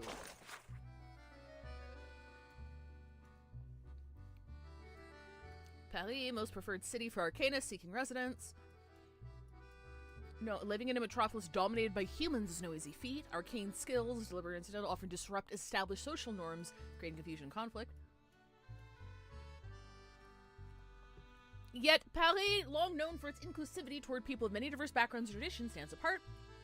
Parisian salons have come to regard arcane skills as a kind of marvelous and romantic art. Arcanists are frequently welcomed as guests of honor.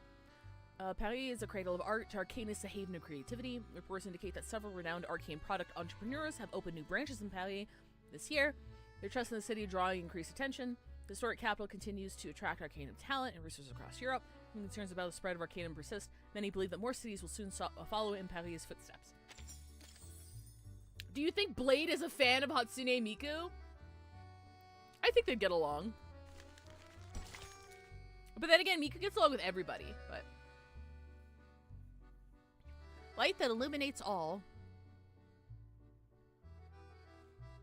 Where have I heard that line before? The light that illuminates... Is that one of Windsong's lines? It burns so bright that its radiance evaporates everything, including your ego.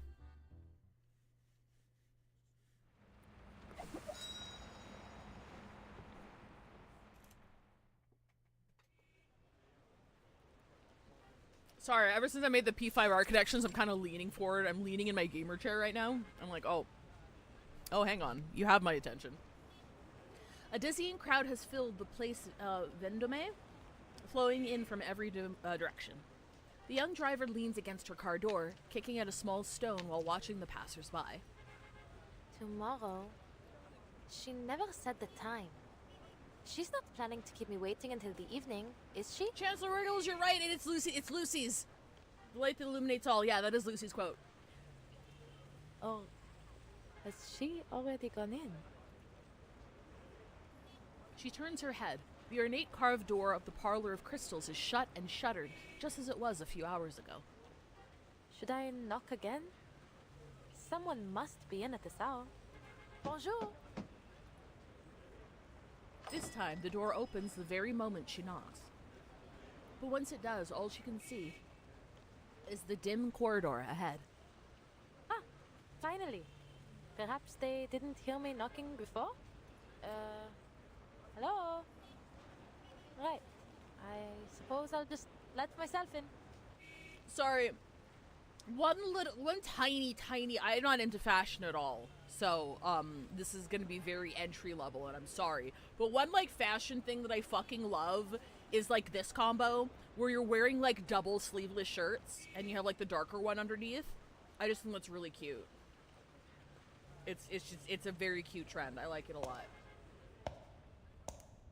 She steps inside, but the very instant that her foot touches the floor, the last trace of light vanishes. Thank God I have this dragon on me! The tiny dragon's flame barely lights the way, its tail swishing weakly. They could at least leave a light on for the customers. Hello? Anyone here? I think my friend arrived before me. She's about this tall, just enough to always be looking down her nose at you. Adele reaches out along the wall, feeling her way forward from memory.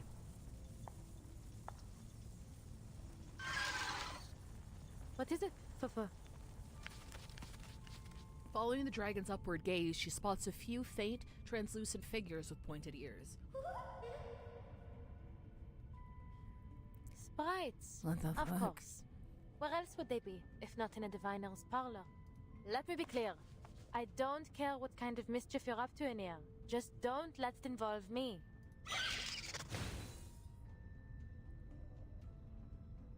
I actually think we fought these things before. Like, really early on. No, I don't think, are sprites critters? I'm gonna use Lucy. Where is that Okay, buttercup yeah, hiding?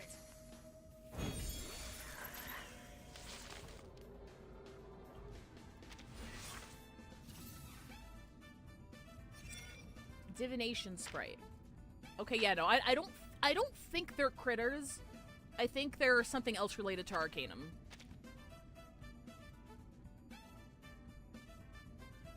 I'm gonna waste time because I want to see Karan's ults, okay? Don't worry about it. Under attack. Interception attack. detected. Oh shit, I guess I have to, like, use something. Doom awaits within. Shit, they're gonna die. The dead embrace you. Simulating the Chaldean order. Calculating the Arabic parts. Cherish life. Show mercy. When Matilda was dividing... Oh, so they are directly related to divination. See how they oscillate. Thank you, Chancellor Williams. You have a much better memory than I do. Yeah, they're dead. God damn it. Please, go ahead. There's work left here to be done. I fucking love his design so much, bro. Like, he is literally one of my favorite gacha designs, period. I love this man so much. I think most, if not all, arcane creatures count as critters. Oh, is that right? I mean, you know what? I take it back. You're absolutely right, because Ms. New Babel has the whole critter thing in the fucking wilderness. And those all count as critters. So I think you're right. I think arcane creatures... I need to find out, what is the taxonomy of arcane critters? Like, would you call, like, one of the giant fucking, like, manta rays critters? Now I'm curious. I'm so obsessed with the lore in this game. Thank you for being here, because I only like half remember it at times. So if I ever misspeak, please correct me. The sprites shriek, battling at the harmless flames licking their bodies. Even if they can't be burned, the fright is real enough. Ha! Not so funny when joke's on you, huh? Now, lead on. Bring me to the owner of this place. Understood? Ignoring what sounds like their tiny, frustrated protests, she follows the sprites to a door, each one of them slipping inside ahead of her through the glowing crack. She pushes it wide open.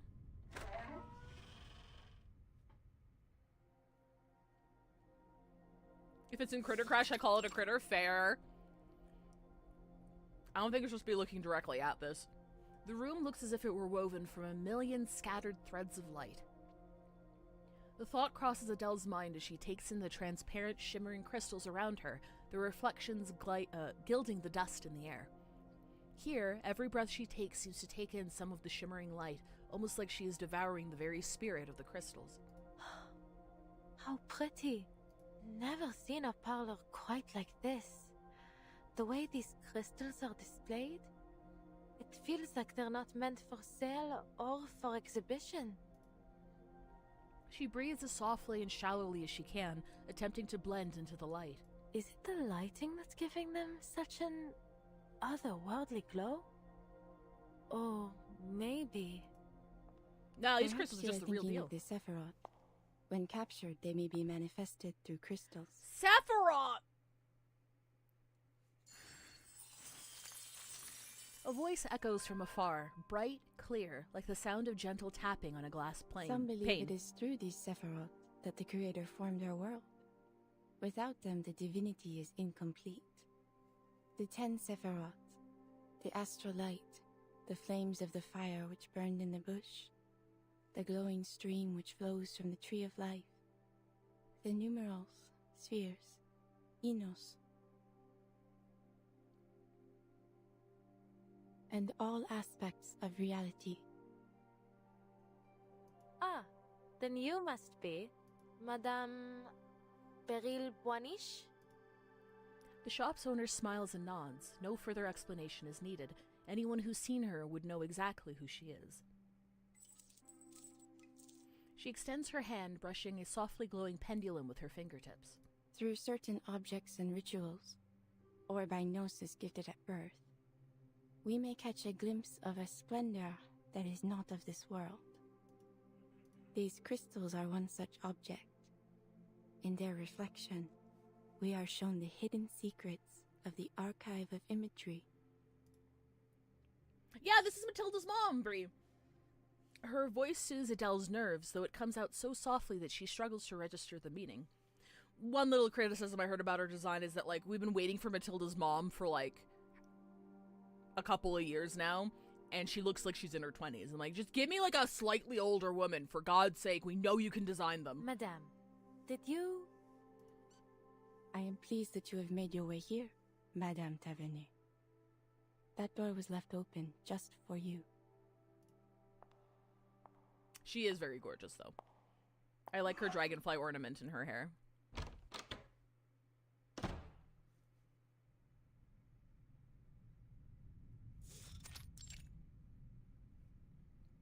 same age as her daughter looking ass. She looks like her older sister. Because Matilda's like youngest, maybe 16. I would venture to say maybe she's close to like 17, 18. Like, she does not look like the mother of like a late teenager. Her cup exudes the calming floral scents of Darjeeling, and with each bite of Madeleine cake, her remaining tension melts along with the buttery richness. Matilda's 14? I didn't realize she was so baby. Wait, so does that mean because how old is Sonetto then? Because I know she's like younger than Sonetto, but I didn't think she was that much younger.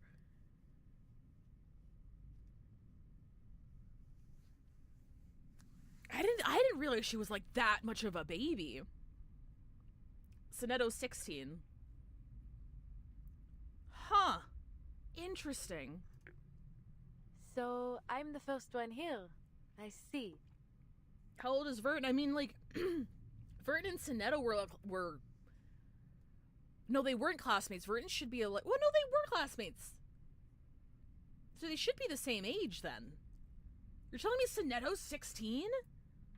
Anime age looking ass. And you were at Madame Raymond's salon the other day to retrieve your crystals? Indeed, I was. I have been occupied in business overseas and neglected the security of this parlor. Someone has been taking my defective crystals and pawning them off to other diviners. Few are able to detect their flaws, but minute as they are, they render them hazardous for ritual use. I must act before any further harm is done. Oh yes, Foundation does love its child soldiers. She looks towards Adele, her expression softer still, sweeter still, despite her words of caution. For that, I owe you my thanks, Madame Taverny. You showed courage that day, in your words and actions. Just Adele will do. And there's really no need to thank me. Truth be told, I probably wouldn't have interfered if the diviner hadn't tried to make a fool of me. Ah, those words still bother you, do they not? No, not at all. I don't take things like that seriously, you know?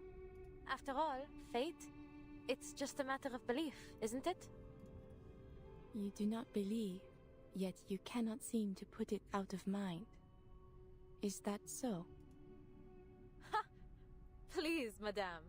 You aren't about to start with the prophecies like all the others, are you? She raises her cup again and reclines against the chair. Forgive me. It's not that I think all diviners are liars. It's just that it's hard to believe that fate is shaped by any kind of higher power. It seems just as likely to me that most divinations are simply self-fulfilling prophecies. And whether they be from a higher power or a crystal ball, I won't let prophecies dictate my life. If I have a fate, some road I'm destined to travel, then I will first go as far as I can down every other road until it's the only option I have left. There's still so much I want to do. But the woman only laughs, not with mocking laughter, but with something like genuine delight at her words. Fate, dear, is a universal law, the cause and effect of all events. Just as the path of light through a crystal may be predicted to find its refraction, one road inevitably leads to another. While some believe our paths to be unpredictable, others see them as written, from beginning to end. But there is little use in searching for meaning in such a thing as fate. My reading foresaw your coming today, and here you are. The light passes through the crystal and falls as it must, as it ever was to be. You knew I'd come? Then, what about my friend? I saw only you. Zut! She didn't even bother to come. What is she thinking? Adele mumbles in confusion, but Beryl has already moved along to the next question. You came here only to find your friend. Well, yes, you could say that. Beryl's eyes track away, gazing out distant and unfocused, as if she wasn't aware of the person in front of her at all. There is something more. A question. Not about the truth of fate, but of how you might act upon it. The curse in your family. Or as some may call it, the path of the Tavernier. You wonder whether it is your time to walk it, do you not?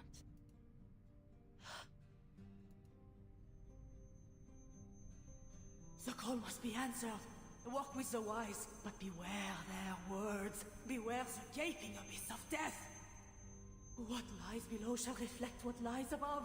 One shall ascend, but all must be paid. All must return. All must restore. How come every diviner I meet these days seems to know about that curse? Is obscure jewel lore really so popular in this city? Adele says it like a joke. That's how she always treats the subject. Mockery felt better to her than fear. Beryl only nods in reply. Madame Raymond foresaw the future, but she peeked too far, and for that, paid dearly. You mean? She still doesn't want to hear that kind of answer. No. Please tell me you're just teasing me. You're saying that it wasn't her fear of the beast of Gévaudan that killed her, but what she saw in my future? Please, Adele, allow me to finish. Beryl shakes her head. Somehow, just that gesture alone is enough to lift her heart. Only for her next words to put it right back into a vice grip. The fate she saw was not entirely yours. There is a shadow which lingers on you. In a way, it is true. You are indeed cursed.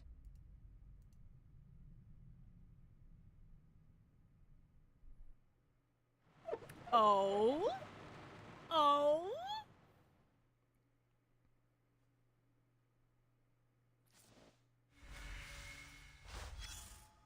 I saw doubt on Mademoiselle Brum's face. As a diviner, you encounter that look more often than people think. Some have called me a schemer, a fraud, as the Vigile Bureau did. Perhaps they are watching me even now, listening into our very conversation. Okay, so the Visual Bureau... Some were frightened by what I could see, but kept coming back to sate their own curiosity. Some showed nothing but disdain. Not for me, but for the very idea of a predetermined future. I admired their courage. Broom was not any of these. She was a fourth kind. One who tries to ignore the prophecy, but in doing so, only finds herself carried further into its stream. Yeah, tell me about the Visual Bureau. Oops. Have I let it slip? Well, I suppose there is no use in pretending now. There was a disagreement about my decision to take a certain handful of arcane objects without consulting their rightful owners. In the end, I paid all their penalties, among other not-so-charming consequences. Not that it has done anything to prevent them from hounding me at every turn. To them, it seems I am only a fear-mongering schemer who knows secrets best left unknown. Alas, I am but a puppet dangling at the end of fate's thread. My limited vision cages my imagination, though I may still see a little more than most people. I cannot do as I was meant to. Your hands are tied, is that what you're saying? I have lived long enough to know better than to act against fate. Though, in fact, what I would have done differs very little from what I was meant to do. What do you think? Is it perhaps fate that determined my personality? Or my personality determining my fate?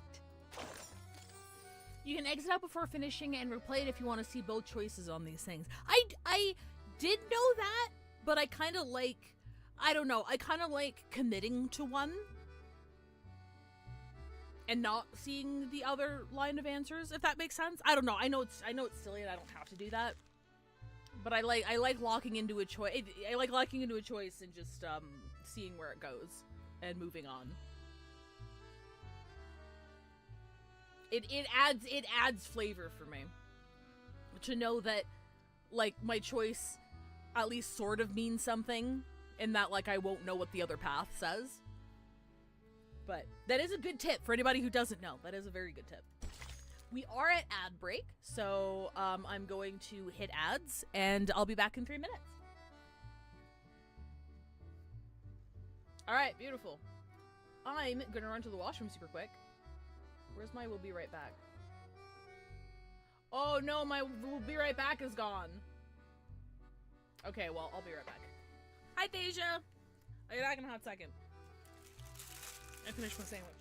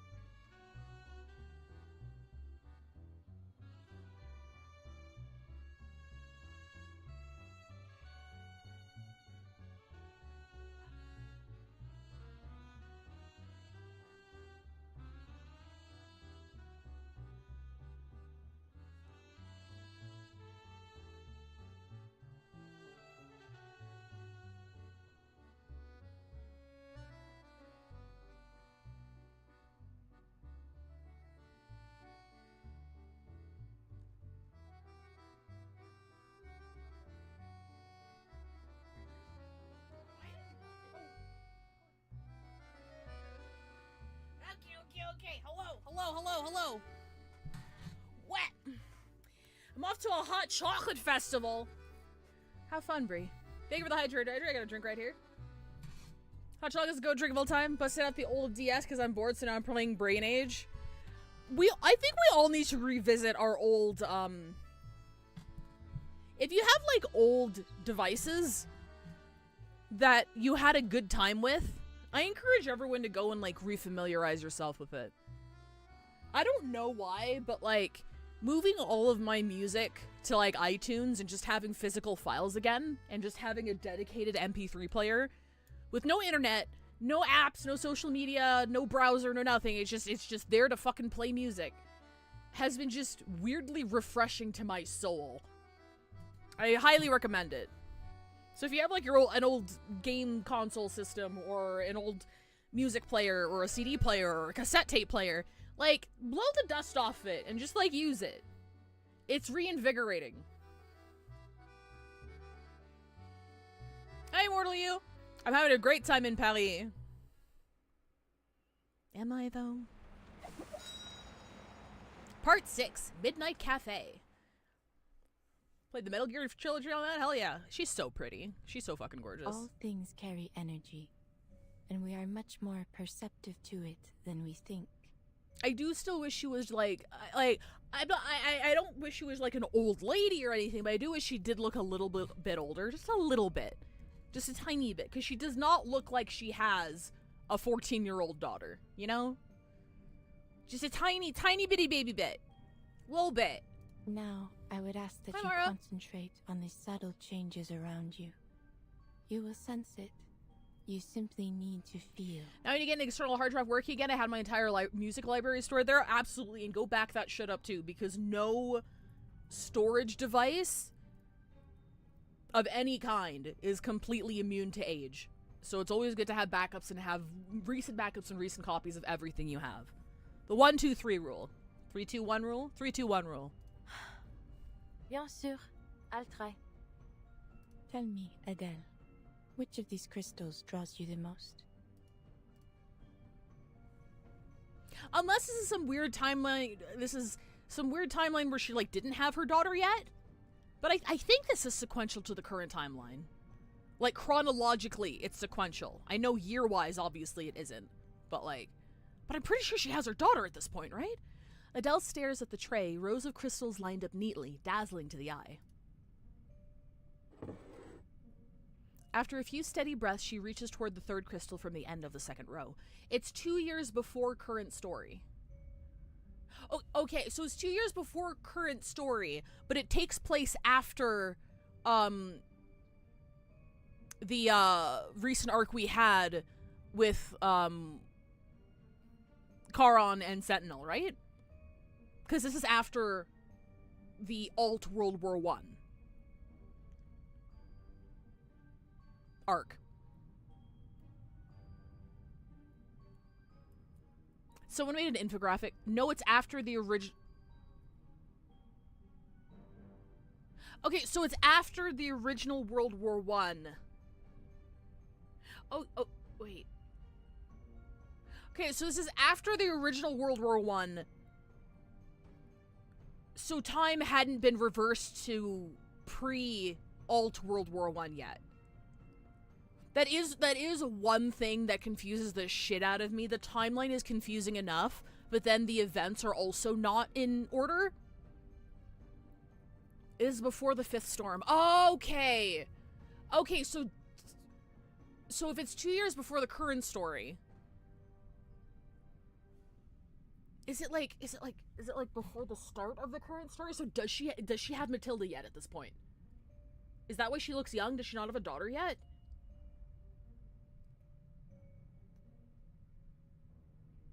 I'm so confused.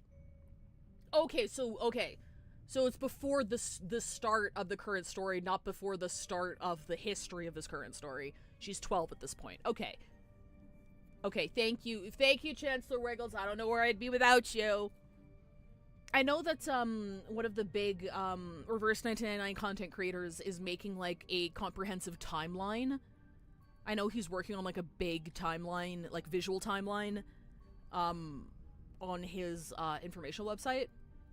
I need to see if he said he was still working on it. I need to see if it's up to date. Maybe. Oh, a tea brown crystal, mysterious sacred, its smoke frozen within. A smoky quartz from Brazil. Very good. This crystal turns negative energy positive. It is a peace bringer, a banisher of the dangers that trouble one's soul. Chancellor Wiggles is entangling our wibbly wobbly timey-wimey exactly. Now, close your eyes.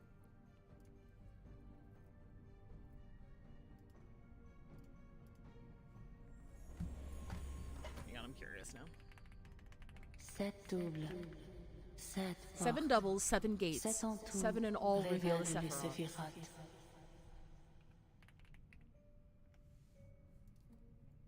Keep your breath steady and look into the darkness.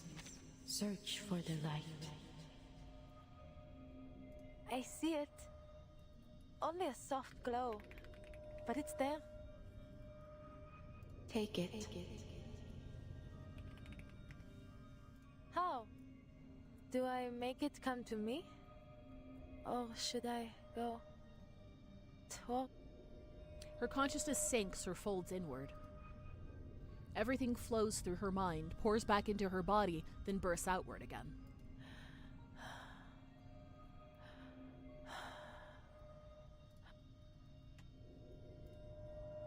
Adele, come on, wake up!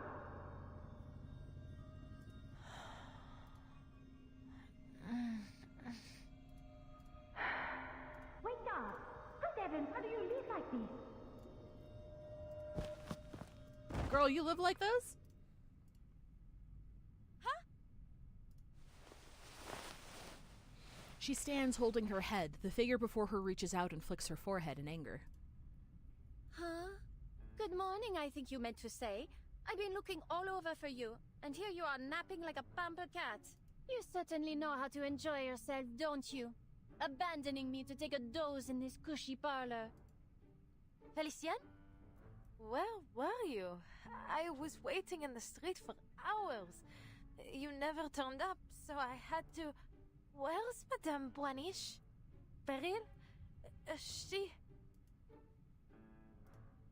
Words tumble on her tongue but refuse to form a sentence.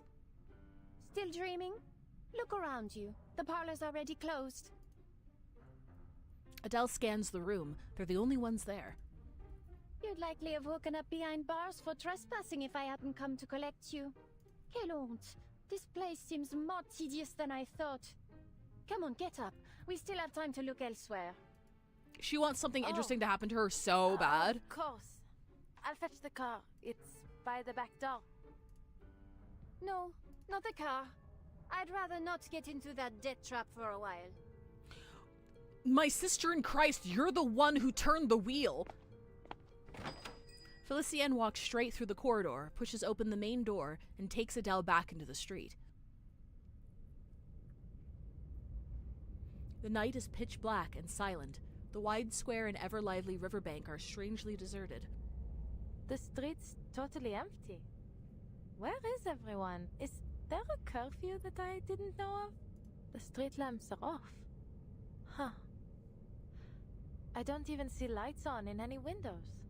This isn't the story that explains how she got kidnapped or escaped. Okay, yeah, exactly, Mod Fox. That's a good point as well. So if this takes place beforehand, then, like, she's not currently missing at the moment, so... What is wrong with you?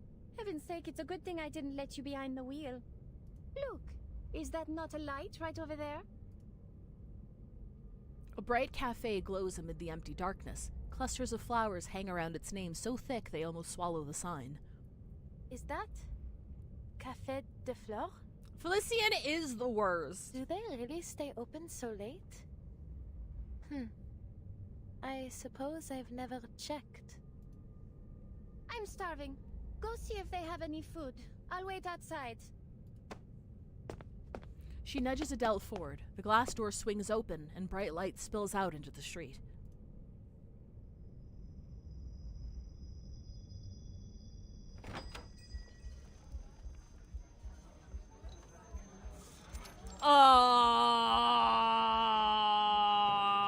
Even this late, the cafe is near to bursting with life.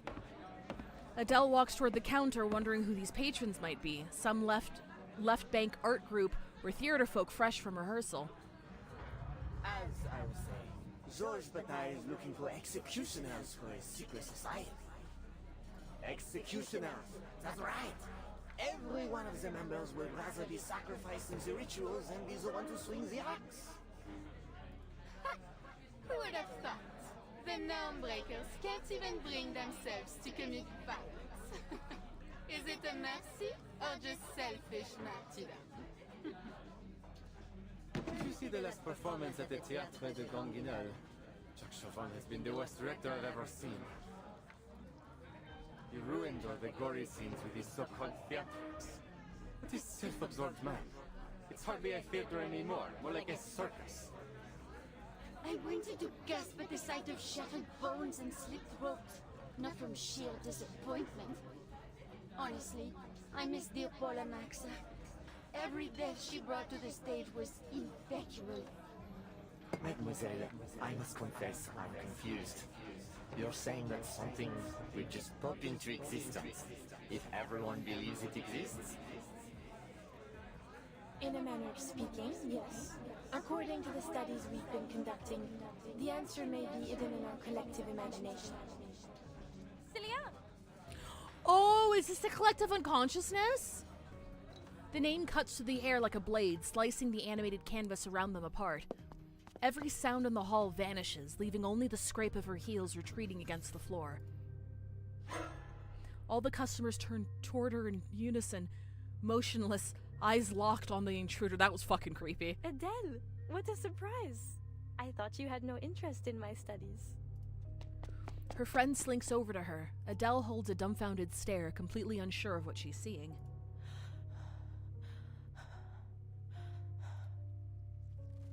She fixes on the darkness writhing behind Celia's back. The outlines of the customers melt away, replaced by fangs and fur. You look pale. Come, sit with us and have a bite to eat. It won't take long.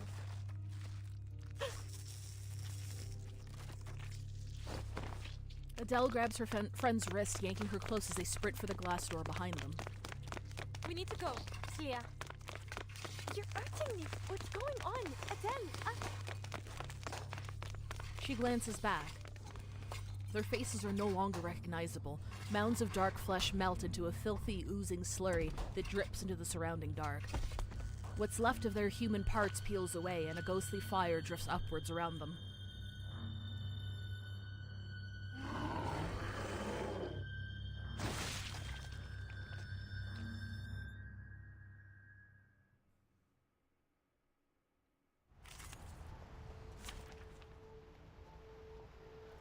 Dear God. There is time still to avoid this fate. Oh, these are cool.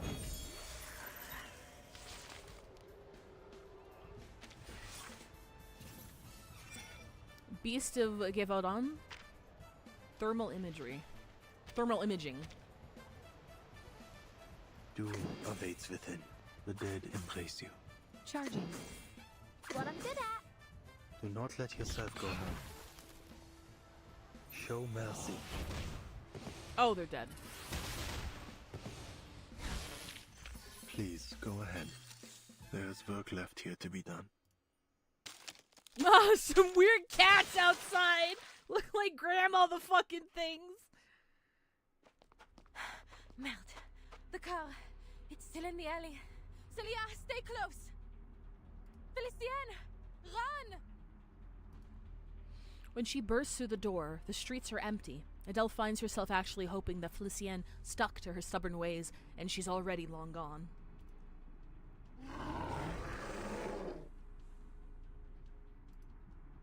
Go on ahead, Celia. She tries to turn, intending to buy Celia a few more seconds to escape, but the roar of an engine drowns out even the beast's howl. Get in! Oh, it's the guy! Napoleon dude. Wait, oh, shouldn't you be in the hospital? You can explain later. Celia, get in the car. She yanks the car door open, shoves the dazed Celia inside, then jumps into the back seat. Go! Hit the gas!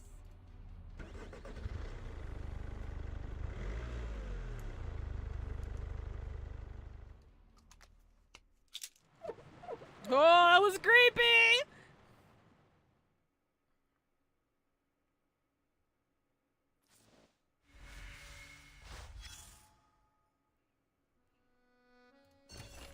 An unremarkable witness report, all rumors, whispers, and tales. Every passerby keeps a few in their pockets.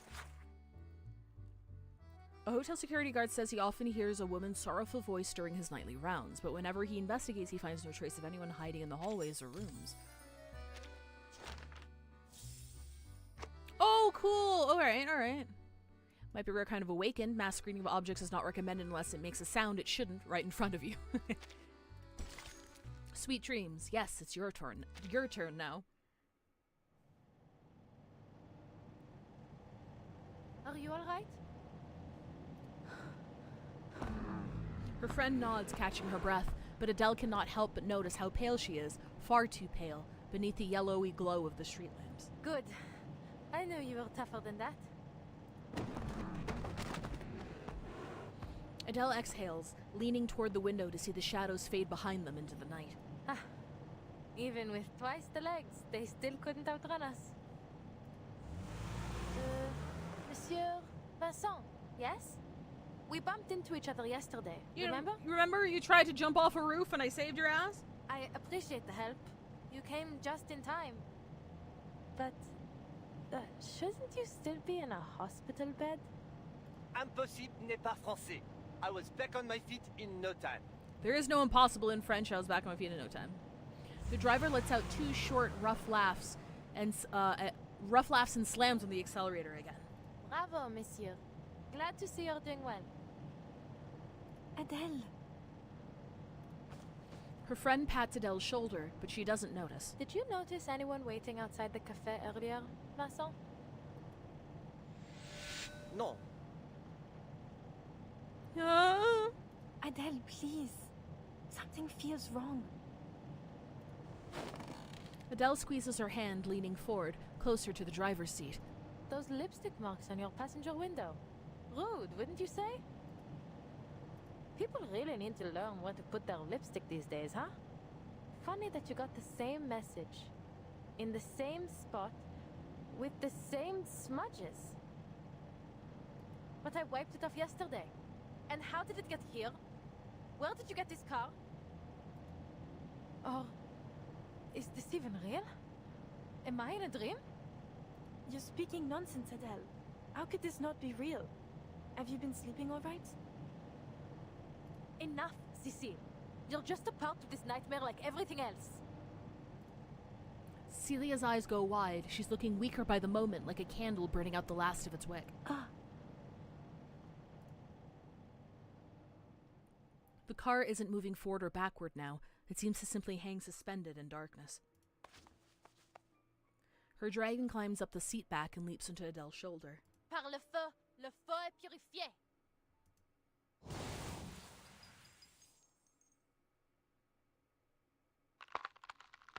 Under the flame's glare, the beast's fangs rip through the man's human shell.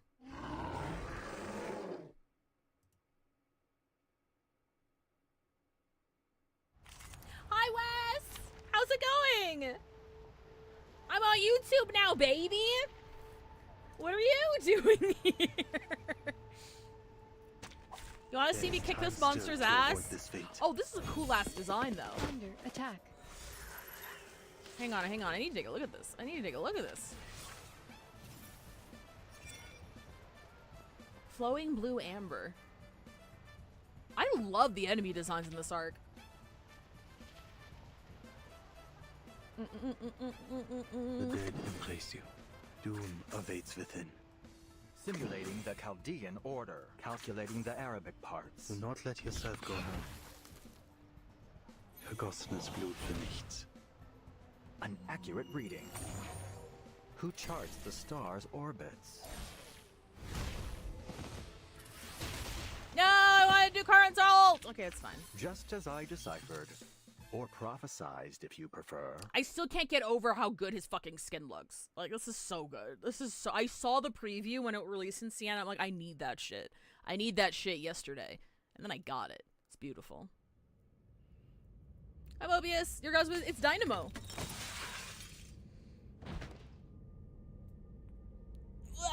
Dynamo's very, very strong. The beast that was once Vincent leaps out the window, his twisted form swallowed up by the abyssal night. Also, this is a story fight, so I'm extremely overpowered for it. Adele's stomach twists. In the dark, she imagines fur, fangs, something larger, hungrier, draining blood from a fallen body. It had waited, starving, until now. Adele? Adele? Adele? You... Before she can react, her dragon's tail coils around Celia's arm. The flame flares for a heartbeat, no longer. You really? Celia seizes her hand. Listen to me, Adele. I remember now. I know the truth about the Beast of Gévaudan. Manus Vindicti cracked open the archive of imagery. That's what's been causing all the disappearances and madness. They're trying to destroy Paris. Fucking Manus Vindicti again! Don't trust Roiseau and don't come looking for me. Take this. Wait, where are you going? Girl, where the fuck are you going? Something cold drops into Adele's palm. She looks down, instantly recognizing the diamond now hanging from the necklace. A brilliance like that could never be matched. It was a legend, one that should be far beyond her reach. What? Is this the French blue? But surely this isn't the real thing. Yet everything she knows about her ancestral trade screams at her. It's inarguable. This jewel is authentic, but it's too sudden. Who would ever believe a treasure like that could just fall into their hands?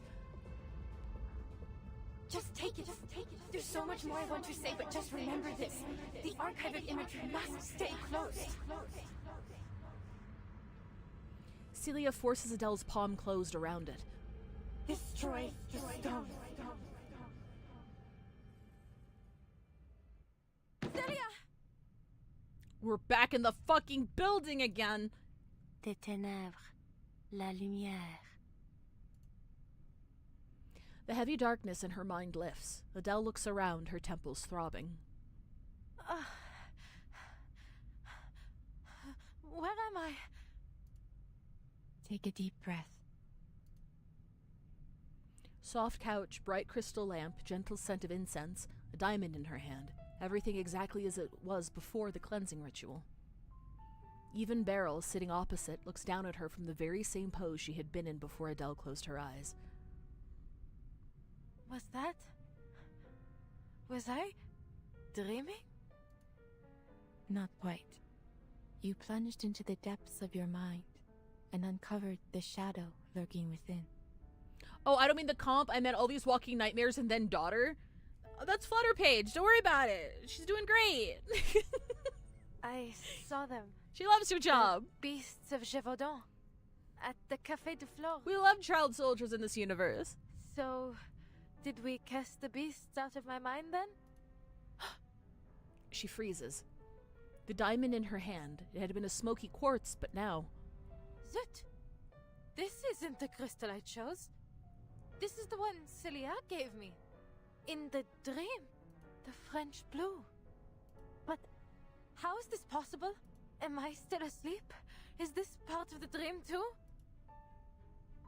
She hears her own voice trembling. Instinctively, she looks towards Beryl, the only one left who might be able to help her.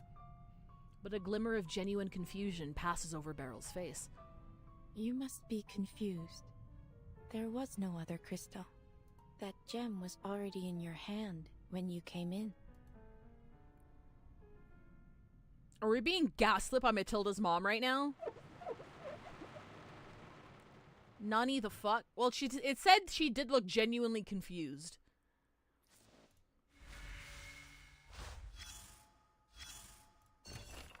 You're just about to enjoy your Mont Blanc and a rich cup of coffee when the argument at the next table gets louder. They're bothering you, sure, but one person's view does strike you as the more reasonable one. One must realize they were whole from the very beginning. A lover is a part of yourself that got lost among humankind. Those who withdraw from society are running from their responsibilities. There is no evil, only good that society has yet to recognize.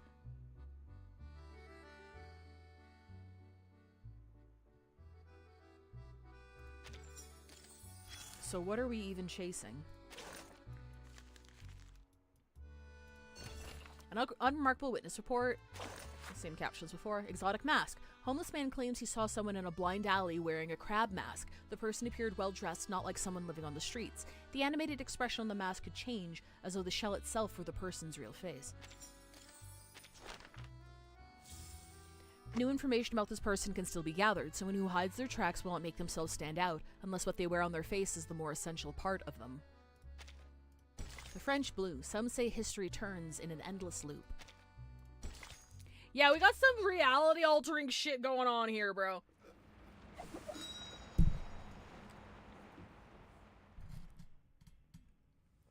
Sorry, I was taking my meds and I punched my mic. What did you know about Manus Vindictae at that time? You sure have a lot of information about Manus Vindictae. Tell me, you must have had someone on the inside. A stack of photos slides across the table toward Adele. Only that it was some kind of secret society that believed arcanists are superior to ordinary humans. That's just the surface. They're responsible for so much more. Fueling conflicts, inciting wars, manipulating minds. If there's an opportunity to bring chaos, they take it. Their power extends to all corners of the world in almost every time period, including yours.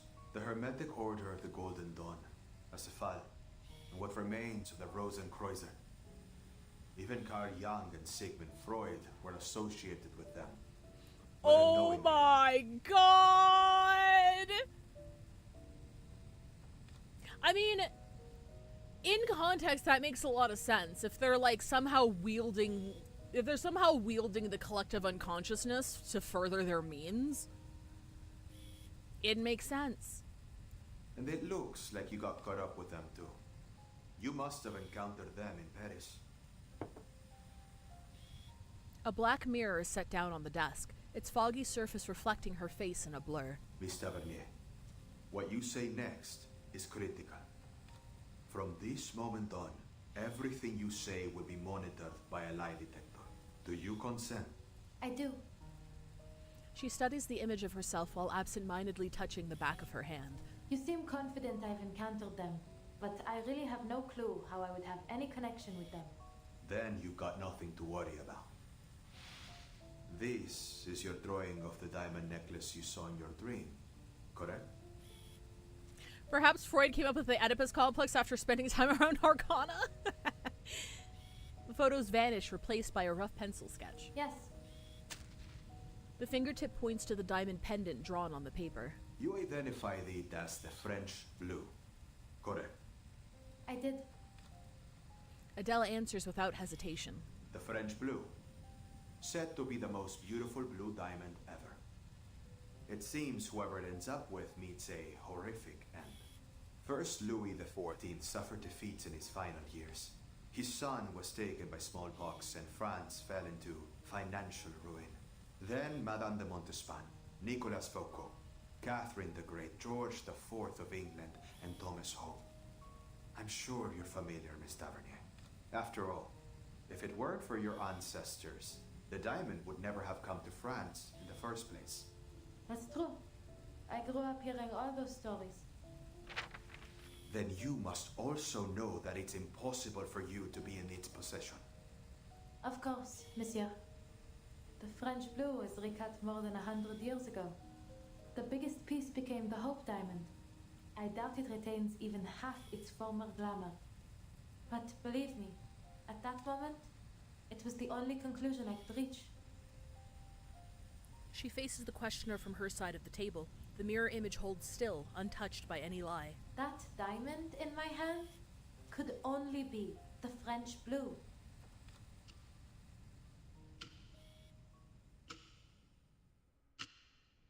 The ticking of the clock rises up over the silence of the room.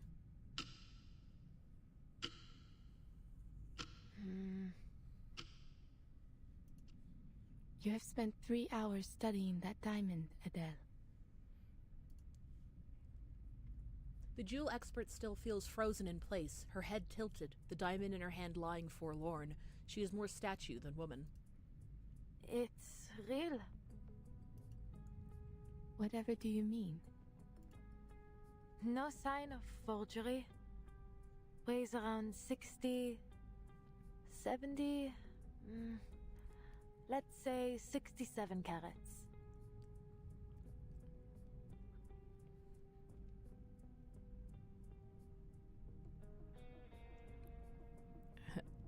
How many carats? How many carats is it? How many?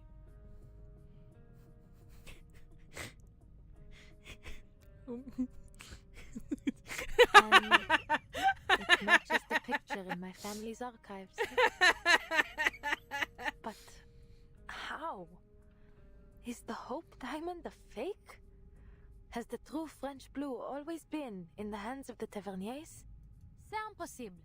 None of it makes any sense. None at all.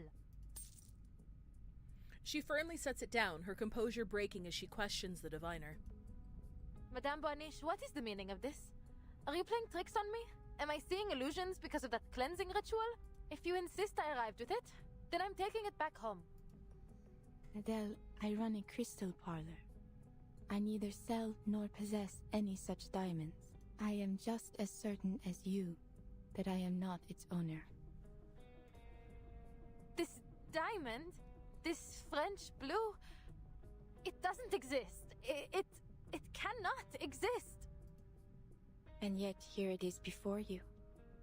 It has passed every test. The discussion circles back to where it began. Faced with the proof before her, the jewel expert is left speechless. I don't understand. Celia gave this to me in my dream. How could it be here, in reality? How does something from a dream become real?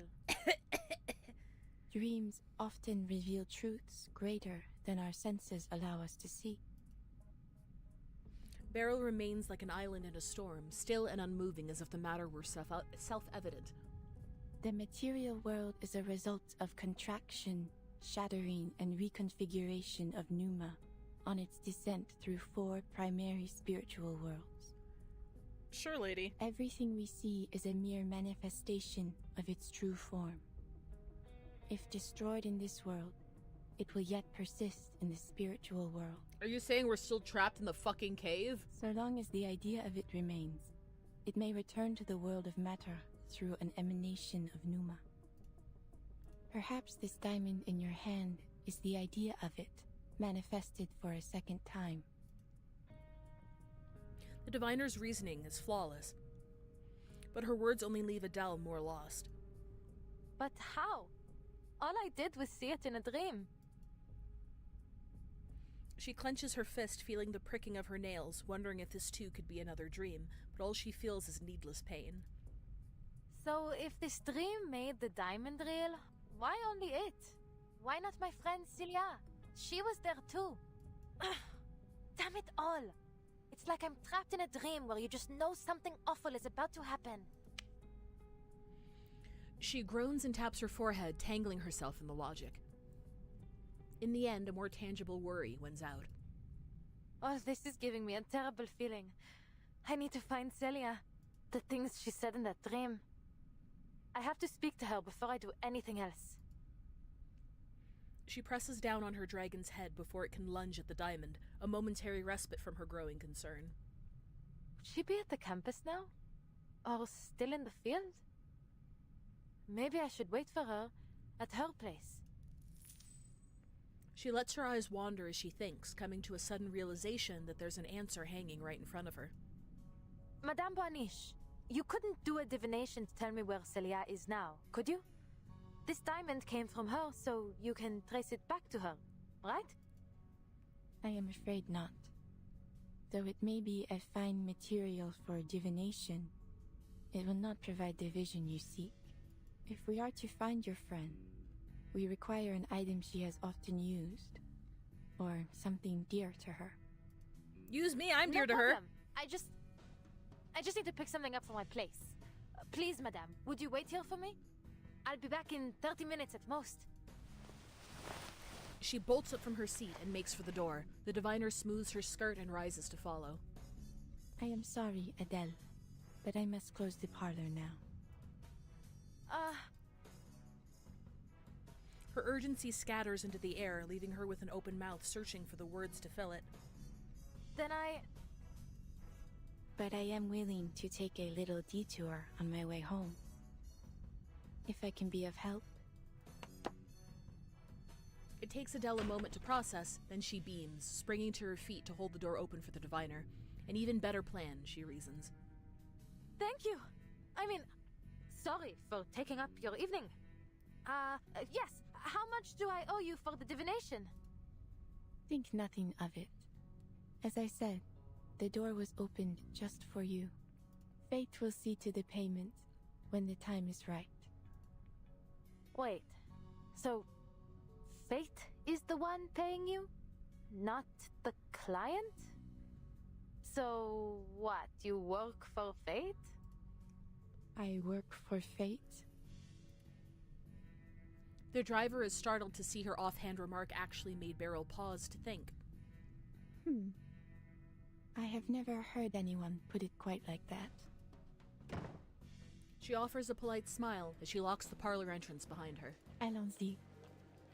Let us see what your friend and my employer has in store for us.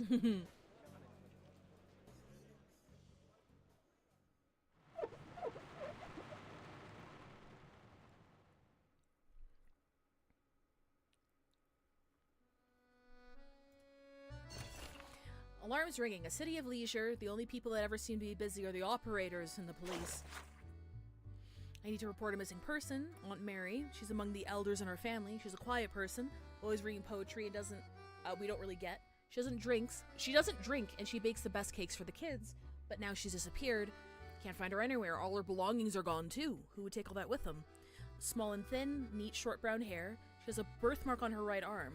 We don't have a photo of her. I checked every album. I think it's strange too, but there isn't a single picture of her anywhere. She's part of our family, so I don't know why she's not in any of our group photos. What do you mean you can't help? Too many missing people with no proof they exist. What does that even mean? Interesting. So people aren't just going missing. They're like vanishing from existence. To the other plane, maybe? The seer. Didn't you hear the rule? No more talk of fate. Oh, I just broke it, didn't I?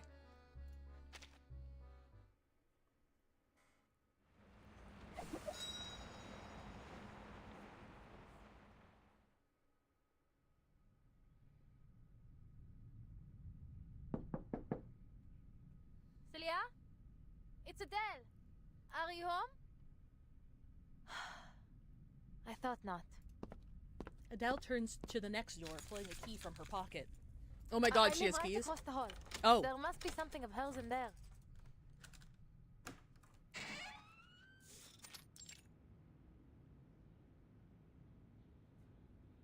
Her little apartment is festooned with almost as many ornaments as the parlor of crystals, just with less glitter.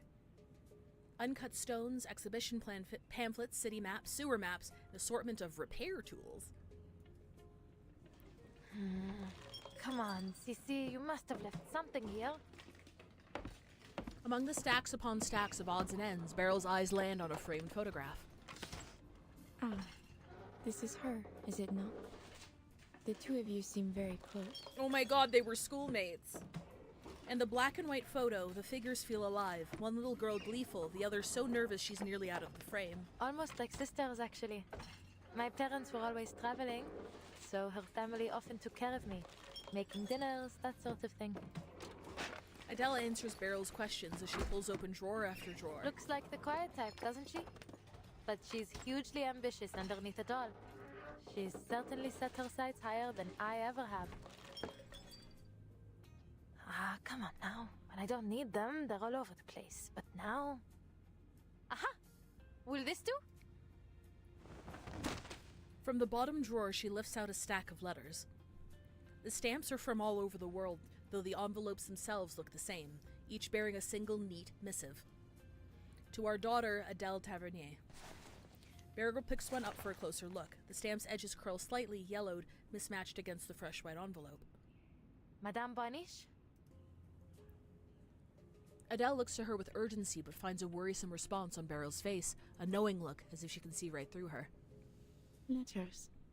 Yes. They would do nicely. Beryl glances at the empty drawer by Adele's feet, at the least conspicuous spot on a well-used desk.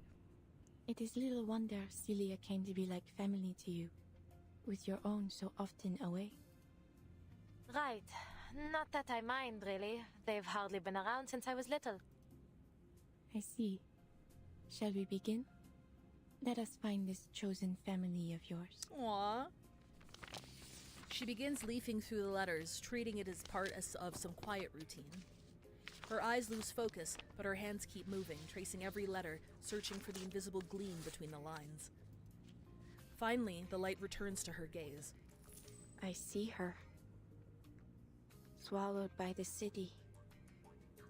Sinking beneath the ground, in a relic of the Great Plague. In the world below. Dancing with the dead. Swallowed? Beneath the ground? She in the fucking catacombs? She frowns, first with concern, then curiosity, until she suddenly brightens. Could it be the catacombs? Oh my god! Oh, of course! The Danse Macabre she talked about. It's there. I was expecting that to be right. She must have gone to see the mural. Ah, Celia, you never pick the easy places, do you? You had me worried, madame. The way you said it. It sounded almost like she'd passed on to the other side. Wow! Now certain of her goal, she jolts up and heads for the apartment door, but Beryl raises her hand. I see you there too, Adele. And the shadow of death follows close behind. I'm sick of this fucking shadow, bro! The words don't feel like a warning. They're a statement. The diviner looks on the past in... The diviner looks on past the confines of her room, as if seeing something far in the distance. Yet Adele cannot help but laugh. Ha! It's hardly the first time I've been warned about the shadow of death, is it? There's no way I'm leaving Celia there by herself after what you've said.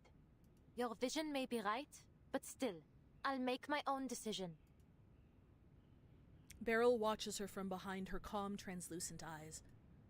Eyes that never fix on the moment, always beyond, always. Moments pass, and then she speaks. I expected no less.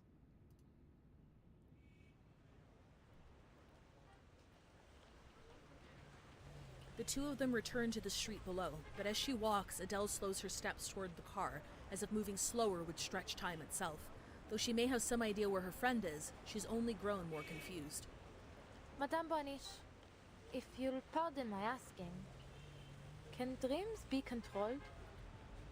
Think first of matter as the lower form of spirit, and spirit as the refined form of matter. When we dream, we tread in the spiritual world above, and thus we may shape it, just as we do our material world. Then, is it possible for a diviner such as yourself to decide what I dream? A question aimed at the heart of it. Beryl tilts her head. The words aren't sharp enough to pierce her. I did not interfere with your dream, Adele. But, if your concerns are too great, you do not need to accept my readings. No, I didn't mean it like that. I just mean, is it, like, possible? I'm still trying to make sense of all this. A dream turned into reality? And I've met two diviners in the past couple of days, and one of them is dead. I felt I had to ask. I understand. I would feel much the same were I in your position. What cities show up in this game apart from Paris? Oh, a whole ton of them. Let me see. We had an arc in Buenos Aires. We went down Chile and like to the tip of Chile. And then we went I should say Chile. And then from there we went to to Antarctica. We had one in where was Route 66? Where did Route 66 take place? Was that New Mexico? I can't remember where the Route 66 hotel gateway place. We went to space for a little bit. Just a little bit though. A couple places in China. Went to India. We went to. Have we been to Russia? I think we've been to Russia a couple times. Was it Texas? Thank you.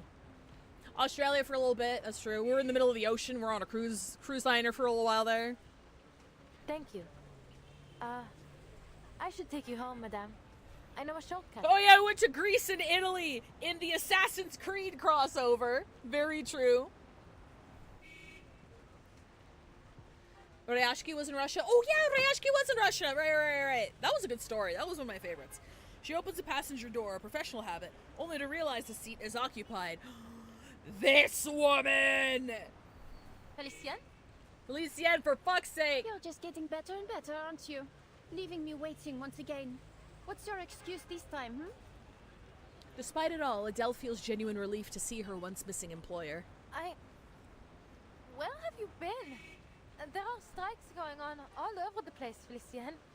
You've got to stop sneaking off and roaming around by yourself. Yeah, why is she wearing it? Hold on. Where did you get that necklace? Pardonnez-moi. Who are you to lecture me? You're the one who left me alone in this car. The refined woman picks up a macaron with gingerly grace, but she doesn't take a bite, her lips preoccupied instead with launching her signature razor-sharp critiques. That necklace? Celia gave it to me. How did you get it? Adele reaches into her pocket, but it's empty. Felicien puts down the sweet and lifts the necklace at her chest. Celia gave it to you, did she? Are you mad? This is a priceless national treasure, ma chère. Not a friendship bracelet. I'm I say this so to you confused. for the last time, and I shall not repeat it again. This is mine, and always has been mine. The finest of all treasures I collected on my many adventures. It's a relic of a more beautiful era, shattered and distorted, along with the vision of the Baron family. My family. This jewel is mine. Do you hear? Mine, mine, mine. She clenches the diamond in her fist, staring daggers at Adele, though the look in her eyes doesn't feel like rage. She finds a pocket between disdain and malice, like finding a rat mid-feast in her pantry. What are you talking about? Is something wrong, Adele? Beryl steadies the staggering driver from behind. You are still worrying about Felicien. Is that so? Well, not anymore. It turns out she's been waiting for me in the car. And, Felicien, what do you mean it's yours? Felicien? Beryl follows Adele's pointing finger toward the passenger seat. Her voice catches. But, my dear, there is no one in your car. Bruh, she's losing it, dude! You have been arguing with an empty seat since you opened the door.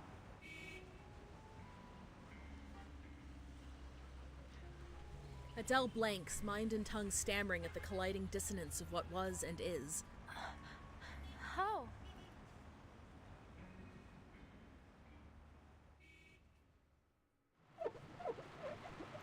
Girl is not good!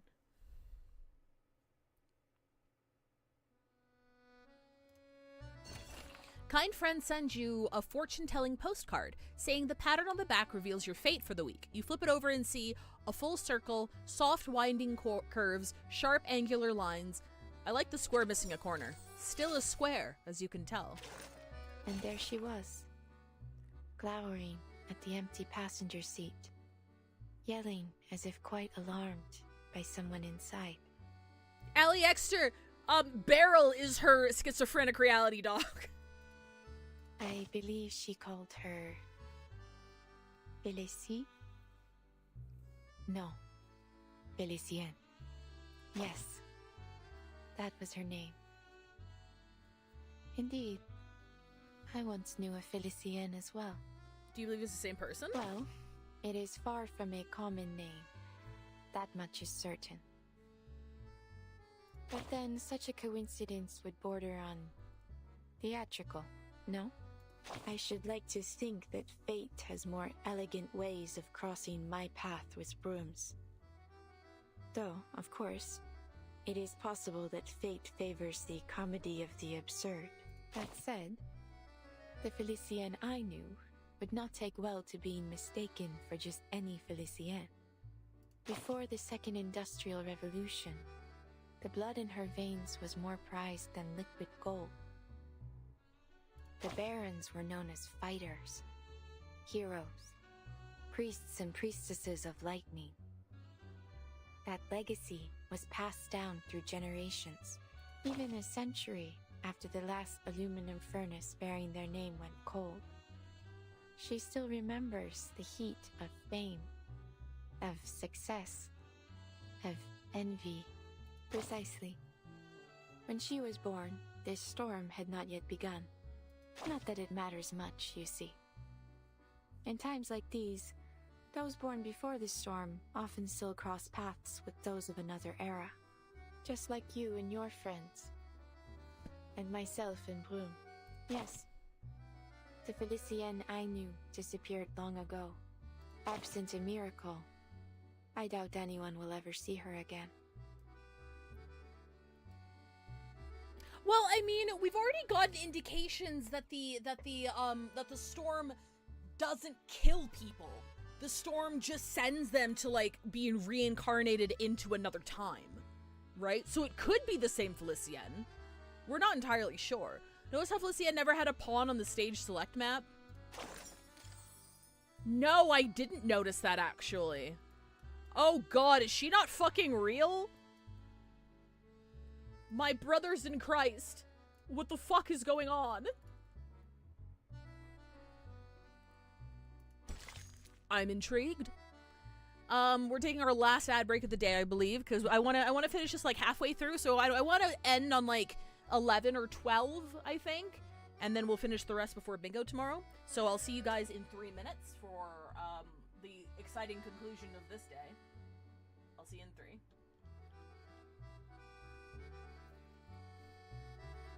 Huh.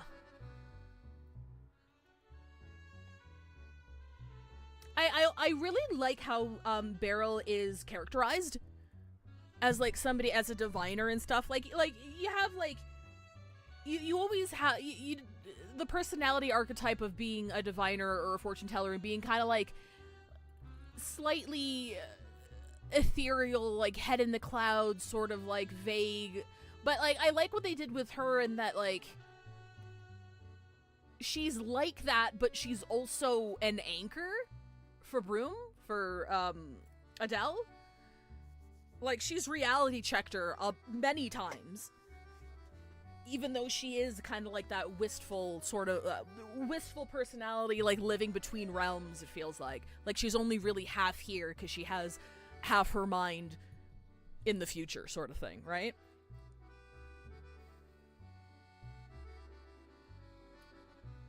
So is she, I'm wondering now, no one say anything, but now that like the possibility of Felicienne not being real has been floated around, now I'm wondering if she's like,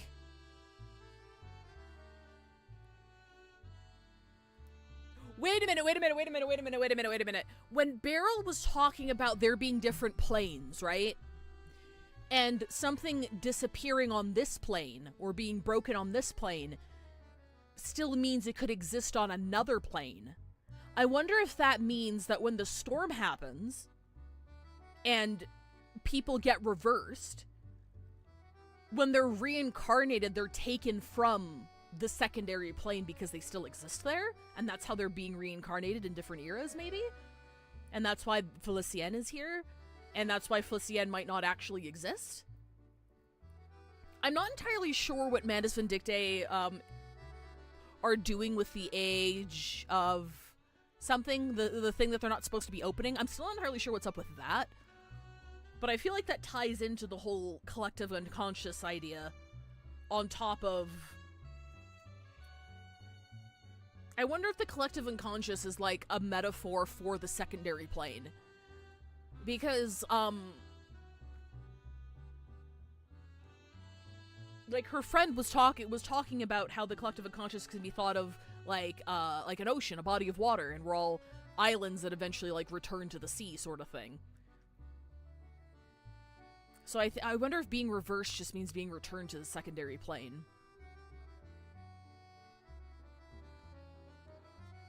I didn't think there was going to be storm stuff in this event, but goddamn. Fascinating. Welcome back, everybody. Chapter 10. Paris in hysteria. No remedy exists to cure this mania. Not even the warmth of a dreamy summer afternoon. Doesn't even have to... I guess you're right. Doesn't even have to be a metaphor.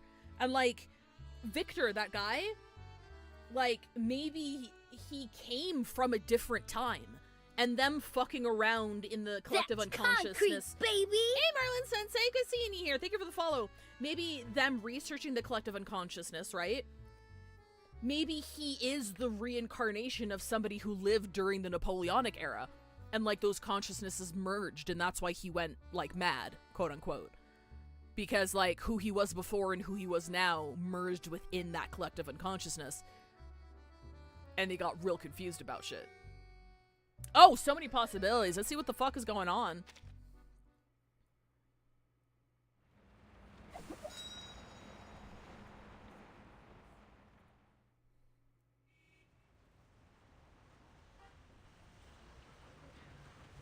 Adele forces a broken smile to her face.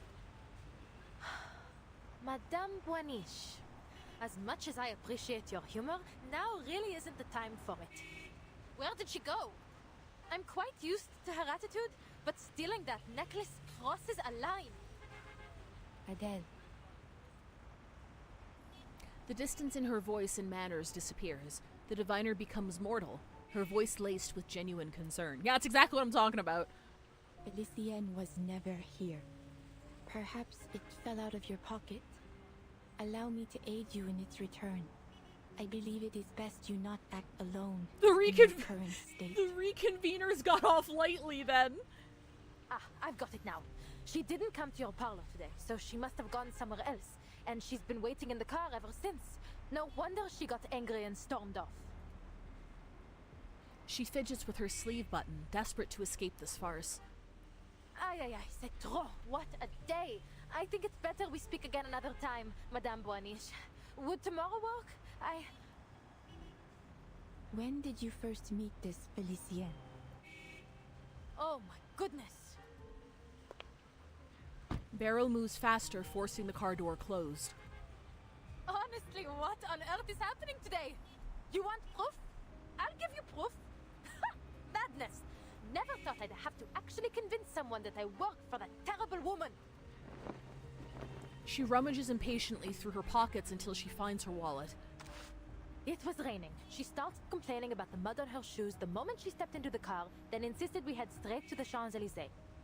You know, wealthy young ladies like her are always generous with payment. I often have to take time out of my evenings just to count all her tips. That very first day, she even gave me some gold francs as keepsakes. I've got them in here. Her face twists in disbelief as she flips it open and closes it again. Not a single coin or bill. Oh. I must have put them somewhere else. Give me a moment to check the car. I've got other proof too. The macaron boxes. There's a full one somewhere. And her hair, little bits and pieces she left in the car. For a brief moment, she accepts the absurd conclusion. Felicienne never existed. I remember that day. Her every recollection of Felicienne takes on a strange blur, as if she were viewing them from behind a fogged-up windshield. I must be tired. It's been a long day. It'll come to me soon. Yeah, I'm wondering if she did exist, and, like, she just disappeared the same way that, like, that missing person disappeared, where, like, just every fucking trace of them vanishes except, like, specific people's memories. Beryl strokes the back of her hand, gently urging her to let go of the empty wallet. But there is nothing to remember.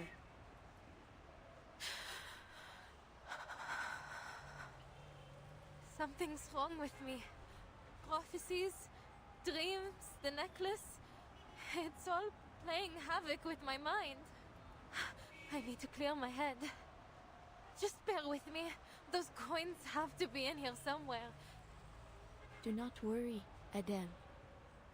It is not only you who is confused in this era. Look at the people around you. People?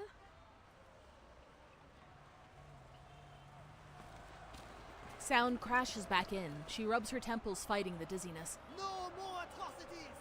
No more oppression! Liberté! Égalité! Stand with Paris! Stand with the people! Pour la commune! For France! Excuse me, monsieur.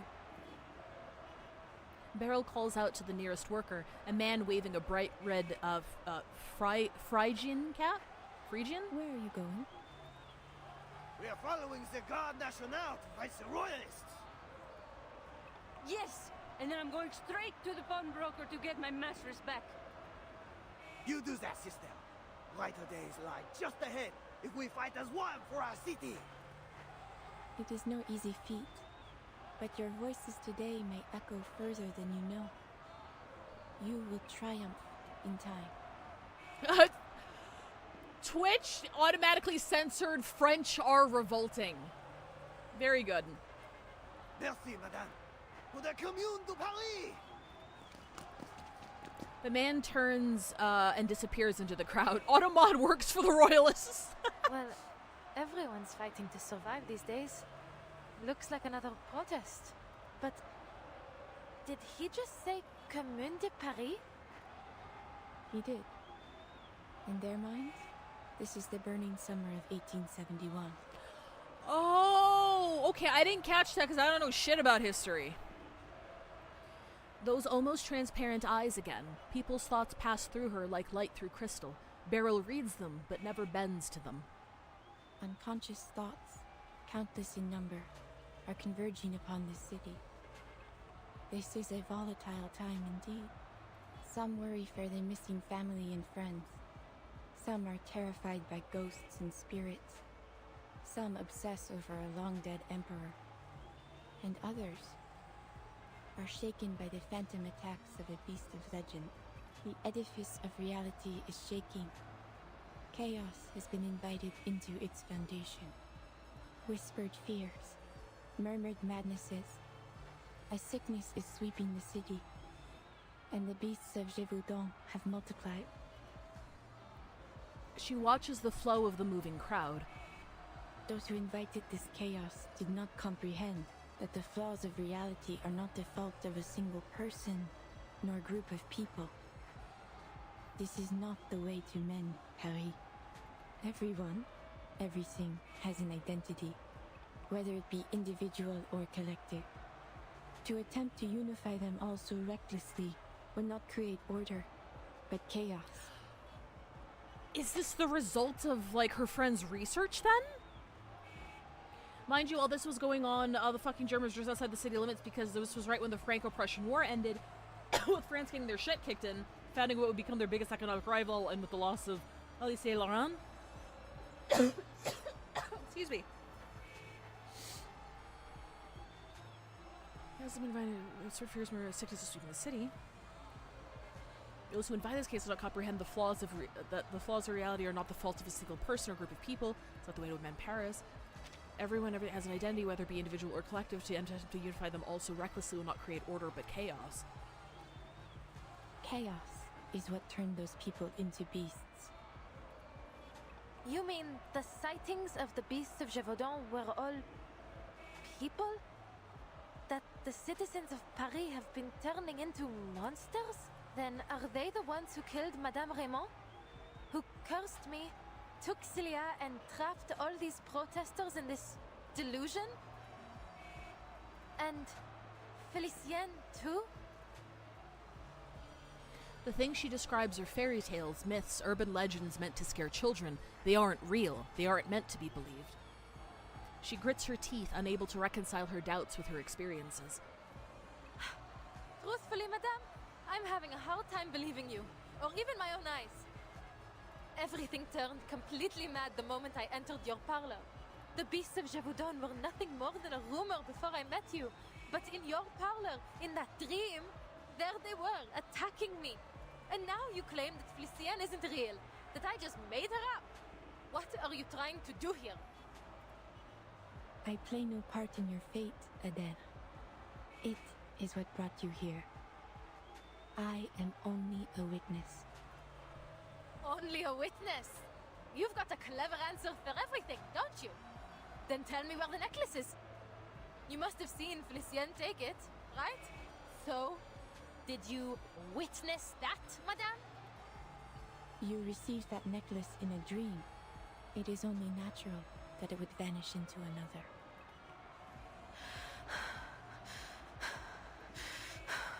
Most valid crash out ever. Her reasoning is as solid as it is absurd. that necklace proves the truth of my words. The spirit world is as real to us as the physical world. I will happily read Felicienne's fate. That is, if you still believe she is real. I don't need you to read anything. I need space to get away from all this madness and think for myself. Beryl steps back from the car door, unconsciously giving way, allowing Adele to lunge forward and seize the handle. Adele. The ringing in her ears returns and the street noise rushes in all at once. But she's made up her mind. If she can just get in, start the engine. Adele, behind you. What? A damp metallic breath brushes her neck.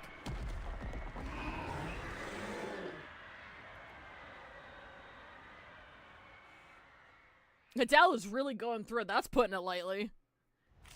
My God. Alright. Where is that budget hog hiding?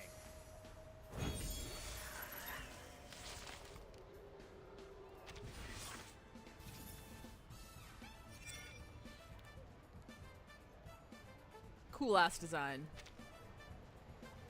Doom awaits within. The dead embrace you. Loading.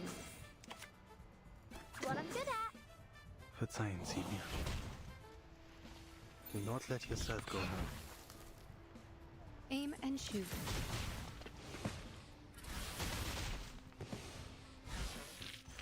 Just as I deciphered, or prophesized if you prefer.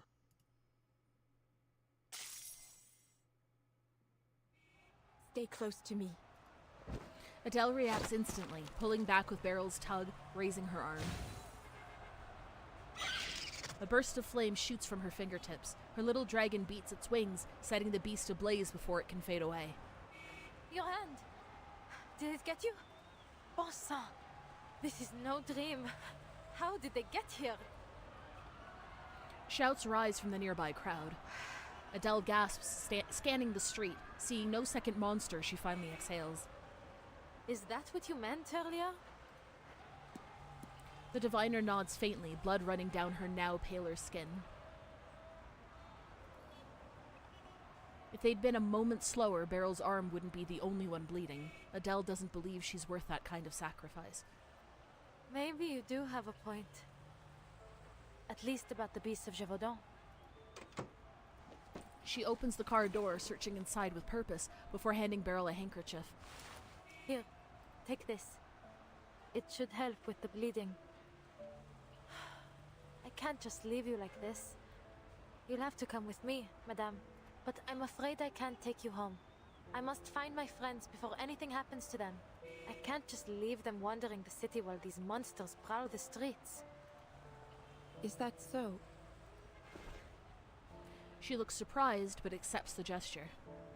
I foresaw death in the catacombs. And yet still, you aim to go there. Of course. I've made up my mind. I need to find Celia. I don't care what it costs. Adele pauses, her vision locked on Beryl's bleeding arm. I'm still not sure if I can trust you. But for now, at least, I don't believe you want to do me any harm. But I need to know. Why are you helping me? You didn't even ask for payment. What do you want from me? Beryl's translucent eyes barely restrain a visible roll. It's affectionate, almost motherly. Her question is harmless if utterly naive. So this is what you choose to ask. Why wouldn't it be? Of all there is to question, your future, this chaos, you choose to ask about me. What's so strange about that? Her flawless, gentle smile returns, from matron back to diviner. Nothing. Your curiosity is only natural. I have never once lied to you, Adele. You are cursed, haunted by a shadow of fate. I only wish to see what will become of you. But don't you already know? I'll die in the catacombs. What else is there to see? You know this yourself. Yet, here we are. We have a common interest in that fate, you and I. Let us leave it at that. Go to the catacombs, Adele. With me by your side. You will need my help once you enter. It's a long-delayed request to travel together. Adele can't read much from Beryl's expression, but there's no time left. After a brief thought, she opens the car door again. Please, get in. Careful. Let me open the door. Merci beaucoup.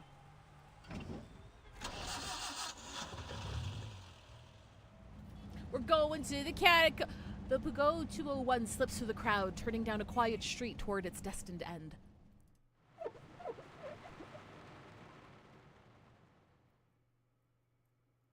Okay. There's enough death in the catacombs to last centuries without any life being lost down there. Very poetic there, Ali Exeter. True, though. Thievery is a craft that demands both courage and skill, but above all, luck. Seriously waiting all night? I'm not sure this is worth it.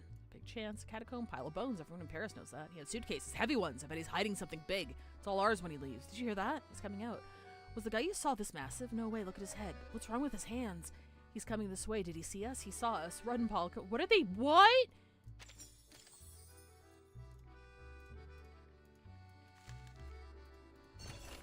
Chants from marches and protests echo through the streets. You begin thinking about the roots of this era's unrest.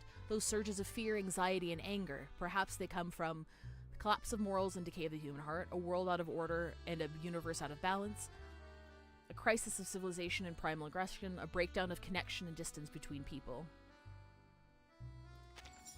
Maybe the gods have lost their minds. That was a Cliff Notes of the statement of Randolph Carter. Oh, who's that? This game contains a lot of, like, references and stuff to literature and things that go completely over my head because I'm not well read. Confluence. From the silent kingdom of the dead, a sliver of light escapes. Oh, whoops. Oh, I used up my stamina. Hang on.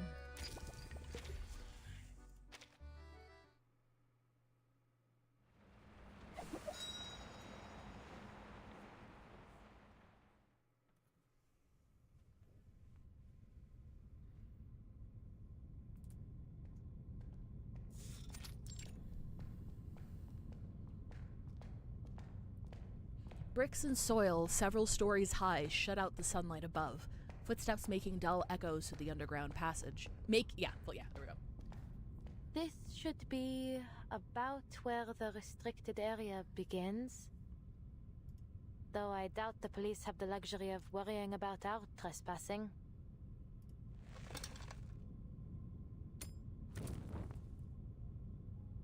Oh, I was just using it to do some farming because the carnival event gives you like a 200% bonus on Sharpodontes and the other thing.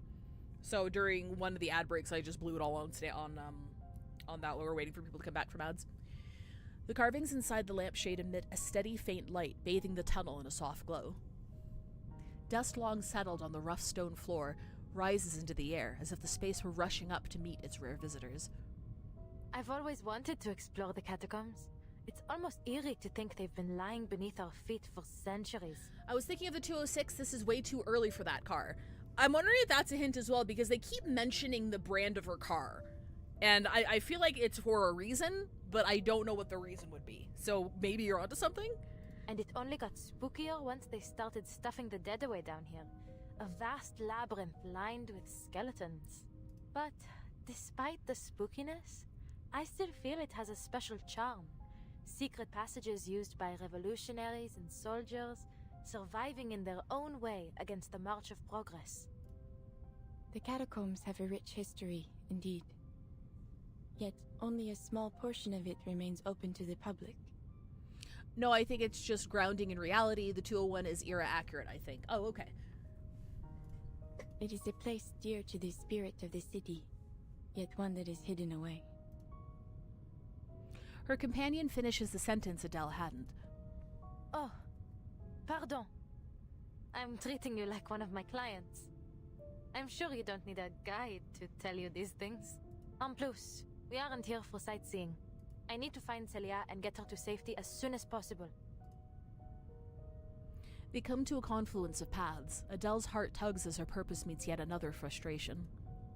But these tunnels stretch out almost 300 kilometers in all directions. We can't go looking for a needle in a haystack.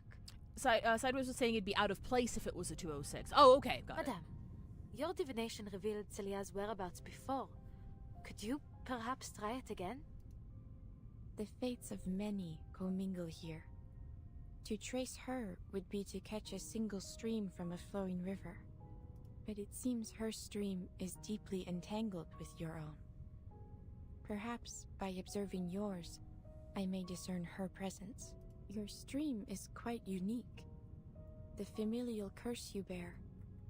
It may be a gift in some strange way, setting you on a path unlike any other. I've certainly never thought of it that way. Though in saying that, she finds herself back in the parlor of crystals, weighing her attitude toward fate, her dismissal of it. She shakes her head and sighs. But you're saying you can track her, n'est-ce pas? It will not show me where she is, but I will gain some sense of where she has been. Génial. Better than searching blindly. Beryl nods, her crystal pendulum emitting a dim light.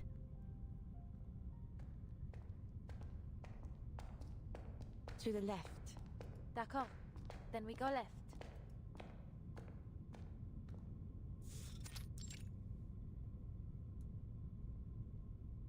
They turn another corner, and the next corridor ahead looks much the same as the last. Wait. I should leave some sort of mark. Adele picks up a stone and scratches yet another arrow on the wall. We've been walking for a while now, but we still haven't found anything. Forgive me, madame, but are you sure your divination? Shh. Look. The fruits of your search. Following Beryl's gaze, she catches a silhouette flicker at the far end. She crouches, raising her hand slightly, ready to strike with her flames if needed. Adele watches guardedly as the figure steps into the light. Who's there? Oh, a fellow explorer. What luck. You see, my headlamp's gone out and I've been separated from my students. A likely story. I wonder if you might help me get to the surf. Wait, you? Are you not that same young lady from yesterday? And you, Madame Beryl Boiniche, what on earth are you two doing here? You know each other? Adele looks back at Beryl, but her suspicion washes up against her calm composure. I have attended a number of Professor Roseau's lectures. His ideas are most intriguing. Beryl's introduction is cut notably short, but it hints all the more at how wide her influence reaches. But this man himself does not earn any trust for being an acquaintance's acquaintance. Was Celia with you, Professor? I've been looking for her. It's serious. I tried calling the campus, but no one answered. Celia? She was supposed to join us today, yes. But I'm afraid I haven't seen her. Most unlike her to do such a thing, but perhaps she had a change of plans. Adele studies the man's bewildered face. A thought crosses her mind.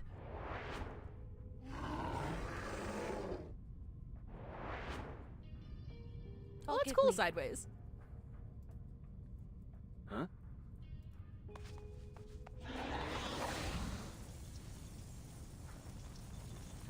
Fufu lunges for the professor's wrist, sending fire crawling up his fingers. Is it Fufu? Fofo? The flames flicker, fading quickly, leaving only a trace of warmth. The fire accepts him. Oh, it is him! Mademoiselle Tavernier, what are you doing? No need to be alarmed. It's just my arcane skill. It's a relief to know you're as real as you appear. But you have heard about the reappearance of the beasts of Gévaudan, no? To say nothing of the critters that surely nest down here. Monsters wearing human skin could be lurking nearby. We can't be too cautious. I appreciate the warning. He brushes away imaginary ashes from his sleeve and resumes the prior conversation. Knowing Celia, It may very well be that she lost track of time organizing her research materials. Are you quite certain she's not at home?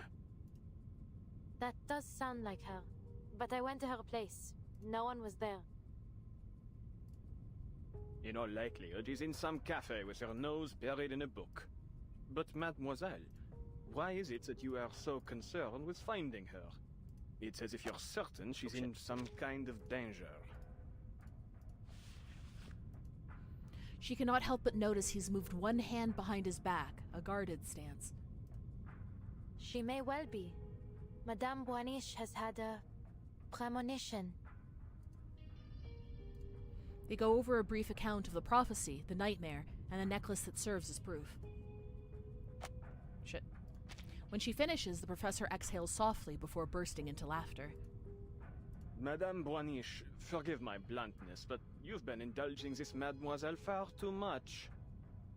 Scurrying about down here? What this young lady needs is a good rest. It is her will that brought us here. Pocket pyro for spy checks!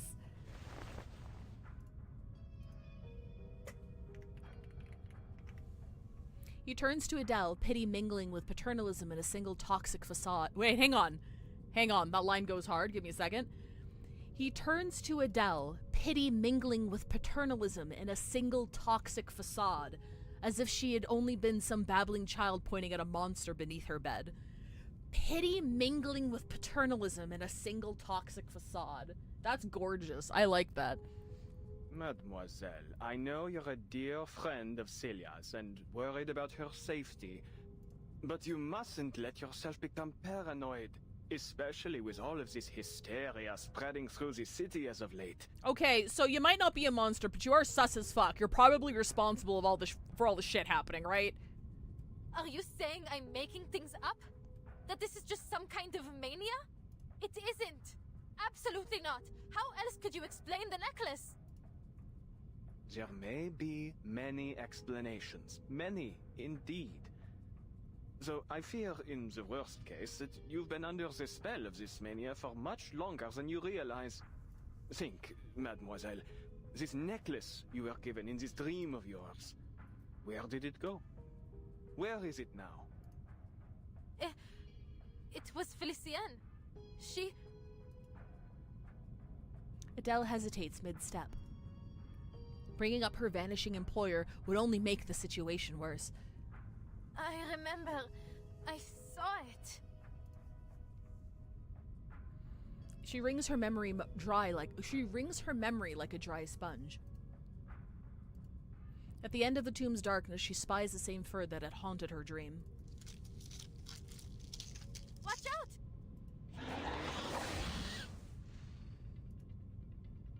The furry shadow screams and darts away, its cry louder than her gasp.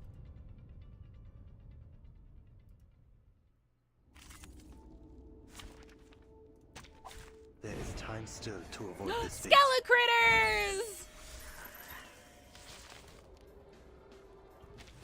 One thing I do love about every event or like chapter or whatever, it's the same critters, but they dress them up. Catacomb Lord Bunkle!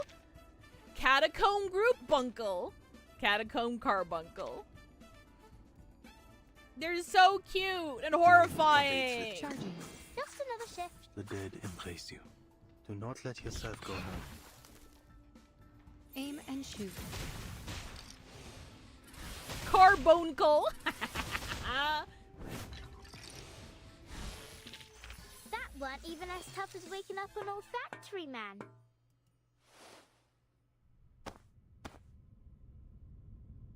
Please, mademoiselle, those were simply ordinary critters, not mythological beasts. I'm afraid my verdict stands. What you need is rest, my dear. The man shakes his head in regret, casting an apologetic glance toward Beryl. As much respect as I may hold for the art of divination, in fact, my own field of study overlaps with it quite a bit. Ultimately, divination is but a tool, and an auxiliary one at that. In this era, everyone is clamoring to find the true path out of their predicaments. But I have yet to hear of anyone who has found an ultimate answer, I believe that it is only when all of society is united that we will have any chance of success. Indeed, that is my team's and Celia's shared goal. Uh-huh. There are, of course, those who claim to have found the secret to creating such a society. But they are nothing but imposters.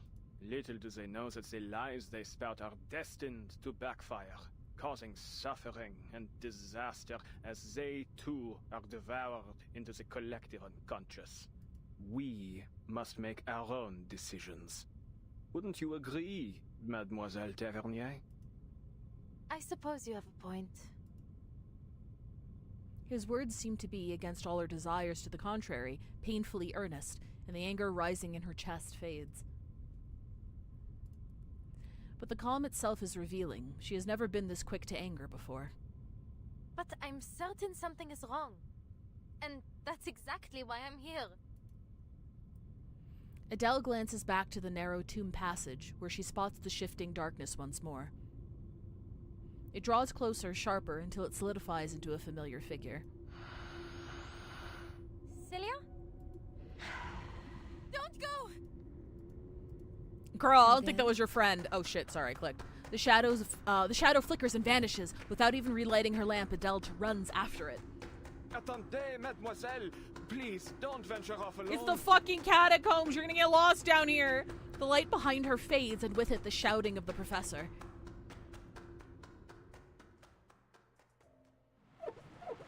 What?! Okay, we'll do one more. We'll do one more. One more. We'll do one more and call it a day. What the fuck? A boatman on the Seine says he saw unusual blue flames near the riverbank one night. They disappeared when he got closer. He insists he's never seen will-o-wisps in all his 20 years on the river. Yeah, even without the supernatural stuff, the catacombs are hella dangerous. Very true. I still remember reading this news article about somebody who got lost in the catacombs because they strayed from the visitor path. For anybody who doesn't know, the catacombs are labyrinthine, and for some, I don't know why, but for some reason they're not fully mapped. I don't know why after all this time they haven't fully mapped it, but it's not fully mapped. And he like died of starvation on his way out, but where they found him was like 15 minutes from the entrance, or where someone would have found him again. Like he was so close and he had no idea, and that's really fucking terrifying. Restricted area, authorized access only. A ladder to heaven.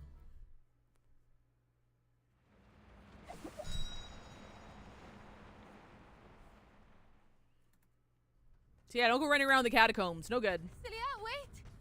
Why are you running from me? Chasing the blur, Adele turns another corner and stops, startled. A dead end.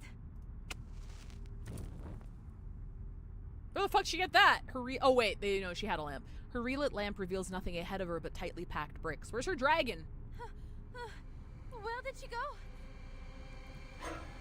Oh Jesus! I thought that was her hand. Why are you with them?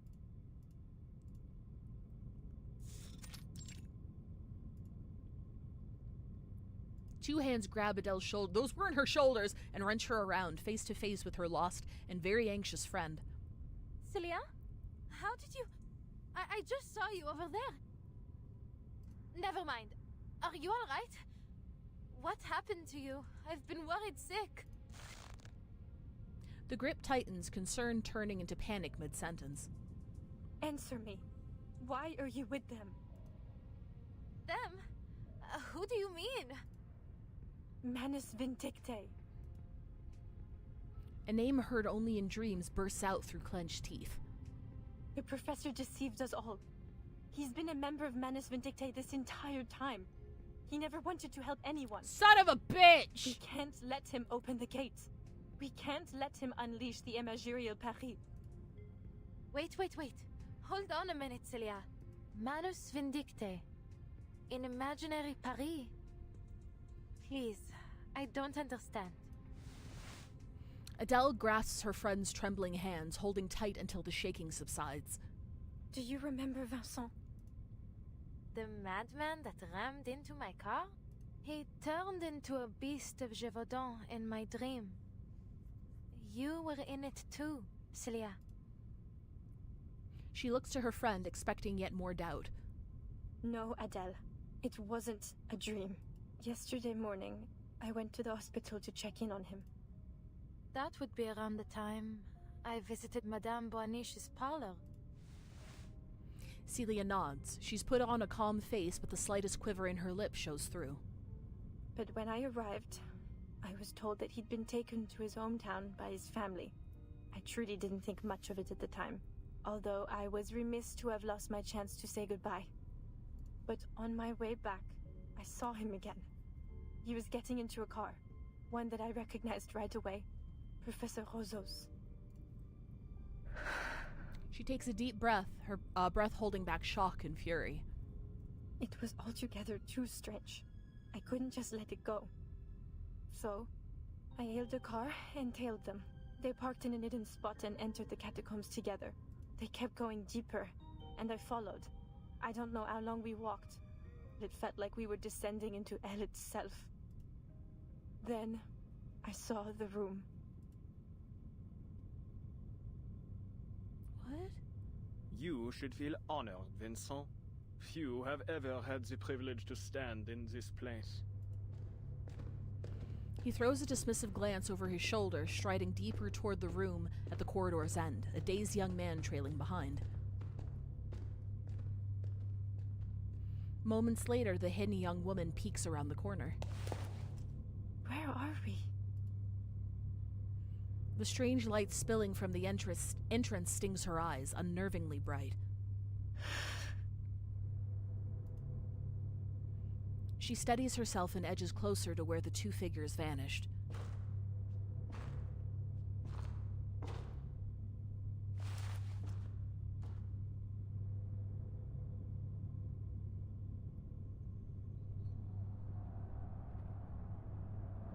The center of the room is dominated by a strange circular pit, its interior wall fitted with a ladder of unknown make. A ladder?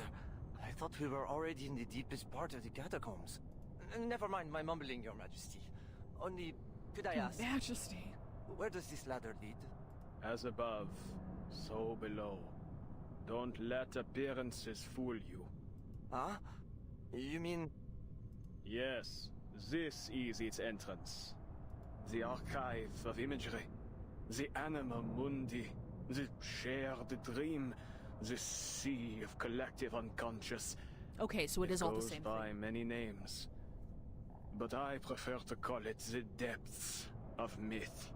And it exists in a more tangible form than you may think, my dear boy.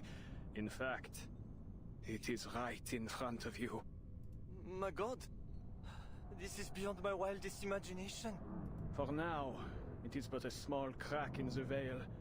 Nowhere near enough. We must open the gateway. If we wish to restore the glory that once shone on this land, we need a far more radiant light. Like the brilliance of the sun of Austerlitz. He stares downward, his eyes reflecting the brilliant flickering light below. As I told you, there is risk here. The maelstrom of imagery will devour any who dive into it, reshaping their body and soul into something else entirely. But I have faith in you, my boy. You remember what I taught you, don't you? Of course! I'm ready! It would be my greatest honor! The young man doesn't hesitate for even a moment. He descends the ladder, his movements deft and sure, as he vanishes into the deep. You must find the key. The French blue, a pivotal discovery by one of our most venerable pioneers. Sadly, her existence dissolved into the depths of myth just as she had nearly claimed it. Still, her discovery has paved the way for our victory today. Together we will build a bridge between the material and spiritual realms, one that will guide us toward a more perfect world. Have you found it, Vincent? Oh my god, oh that's fucked. The young man reappears, but where his hand should be, he instead grips the side with a pair of massive lupine talons.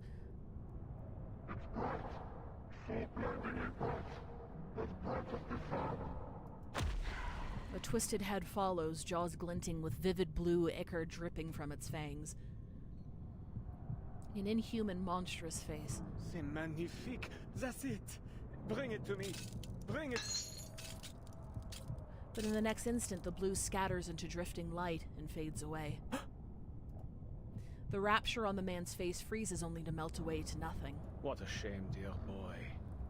It seems you weren't worthy after all. The beast lets out a mournful cry, but the professor ignores it as he turns toward the entrance. Perhaps, then, the final experiment must fall to you, Celia. My brightest student.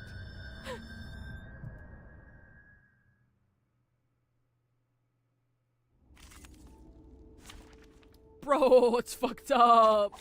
Oh, I got it now.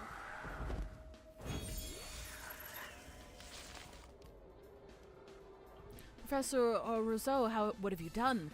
I had wanted this to be a surprise, Celia. Our research has entered a new phase. A new phase? All I saw... What is with the jazzy music? This is not tonally appropriate. New phase also is Vincent turning into a monster. No need to get so worked up. All he has done is assume the form his subconscious most desired. Isn't that right, Vincent? This is madness. Please, Celia, let us resolve this misunderstanding civilly. Duel awaits within. The dead embrace you. Charging. Loading. Do not let yourself go now. Verzeihen Sie mir.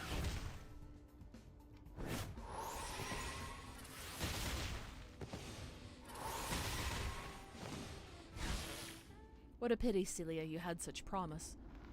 You truly are my finest pupil. Must I treat you as I did Vincent to make you see? This will be a tragic loss for my academic legacy. That weren't even as tough as waking up an old factory man. Laurent Rousseau is a madman. Rage and sorrow twist her friend's once studious, gentle face. I thought he genuinely wanted to make the world better through parapsychology. He'd gone much further than anyone else. But I was perhaps too foolish, too naive to realize that all his novel theories, all the inspiring dreams he shared with us, were lies, meant to ensnare us, to use us. All those rumors of monsters in the city, the madness in the streets, the disappearances, they were his handiwork. He and Manus Vindicte. Professor Rousseau? The depths of myth? Manus Vindicte? I saw him. Vincent. He became a beast of Gévaudan. I saw it with my own eyes. Then he turned to me and... Her voice breaks with emotion. Countless questions crowd forward, but in the end, they all yield to one. But you're safe now, Sissy. That's all that matters. We'll figure things out later. For now, we need to get out of this accursed place. Adele holds Celia's hand so tight her knuckles blanch. Whatever else, she's certain of one thing. She won't lose sight of her friend ever again. So she steps forward, yet no footsteps follow. Sissy? What's wrong? Allons-y, come on. We have to go. Her friend doesn't move. Her friend doesn't move with her. She stands motionless, expressionless, I can't talk, until her mask is broken by the hint of trailing light and faint concern written on her face. I'm so very glad, Adele. Oh, fuck! They got her! I still truly see myself through your eyes, n'est-ce pas? Oh, shit. Sissy? What do you mean? What else would you look like? For an instant, she sees it through the veil of shadow. It's no illusion. He captured me, Adele, and threw me down the ladder. So many voices flooded my head, an endless number, until I couldn't feel my own body anymore. They told me things, whispered about this Manus Vindicte. Everything struck me so quickly, so chaotically, yet it felt so long, like an endless moment. But I found something in the current. A diamond. The key to all this. If that diamond falls into their hands, they'll use it to unleash the depths of myth. And when that happens, all of Paris will be drowned in the maelstrom of imagery. And I'm afraid everyone will suffer just as Vincent and I have. I had to get the diamond away from them. I had to make sure they couldn't use it. But I remembered what you told me, Adele. That the real French blue was recut long ago. Then, the diamond must be an imitation. Something fabricated by Manus Vindictae, no? So a thought struck me. If it's only a forgery, then your arcane skill can destroy it. I kept thinking about that, over and over, and told myself I had to reach you. Then, just like that, a car door appeared in front of me. One I truly could not forget. It was your passenger door. She releases this long-held truth like a taut rubber band, immediately snapping the moments together. Maybe the depths of myth really does connect our dreams, blurring the line between what's real and what's imagined. At the very least, it led me to you. So then, in that bizarre dream, it really was you? Yes, it was. The depths of myth, how it connects us, truly is amazing. But I'm afraid I can't go any further. Too much has changed. I've changed. They won't stop chasing their key. Roseau will do whatever it takes to retrieve it and inflict the suffering on all of Paris. Please, Adele, tell me you destroyed the diamond as I asked. You did, didn't you? She clutches at her, desperate for an answer. But Adele is at a loss for words, unable to summon up an explanation without stammering. It was all so strange and confusing. I was worried about you. And I thought the diamond might be the only clue as to where you were. So I didn't destroy it. It should be with Felicienne now. Felicienne. Quelle horreur. You can't mean that, Felicienne. That's right. I told you about her over dinner. No, this is terrible. I see now. They're all... Listen to me, Adele. Felicienne is an enemy. She's with Manus Vindictae. You mustn't trust her. She's more dangerous than she... Oh shit, what the fuck? Oh shit, what the fuck?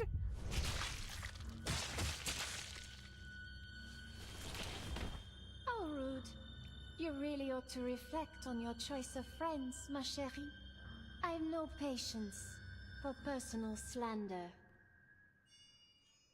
Oh my god! What the fuck? What the fuck?!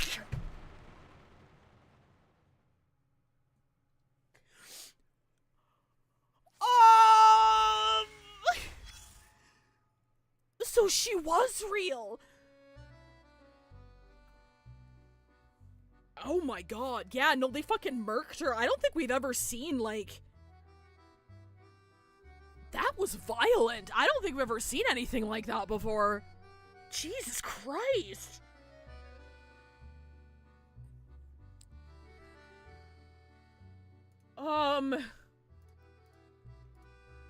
Well, on that note, we're gonna raid out. If you'd like to see the exciting conclusion of whatever the fuck is happening in the catacombs, be sure to join me tomorrow morning where we finish off the remainder of the story. That was metal as shit. Oh my god. Let me see who's online. Ooh, Segi. Segi's playing Deadlock. Oh my god, he's been addicted to Deadlock lately. Jesus. Well, thank you guys for hanging out and experiencing the story with me. It's always more fun with you guys around. We're gonna be raiding into Segi. Again, we'll be finishing the remainder of this story tomorrow morning, and then we'll be raiding into Bingo. So raid Segi VA. The raid message is French taupe French tulpa in the catacombs. That's it. I'll see you guys tomorrow. If I don't see you tomorrow, I'll see you at bingo. If I don't see you at bingo, I'll see you when I see you. Can it be tomorrow morning already so I can finish the story? What the fuck is going on? Alright, I'll see you tomorrow, guys. Bye.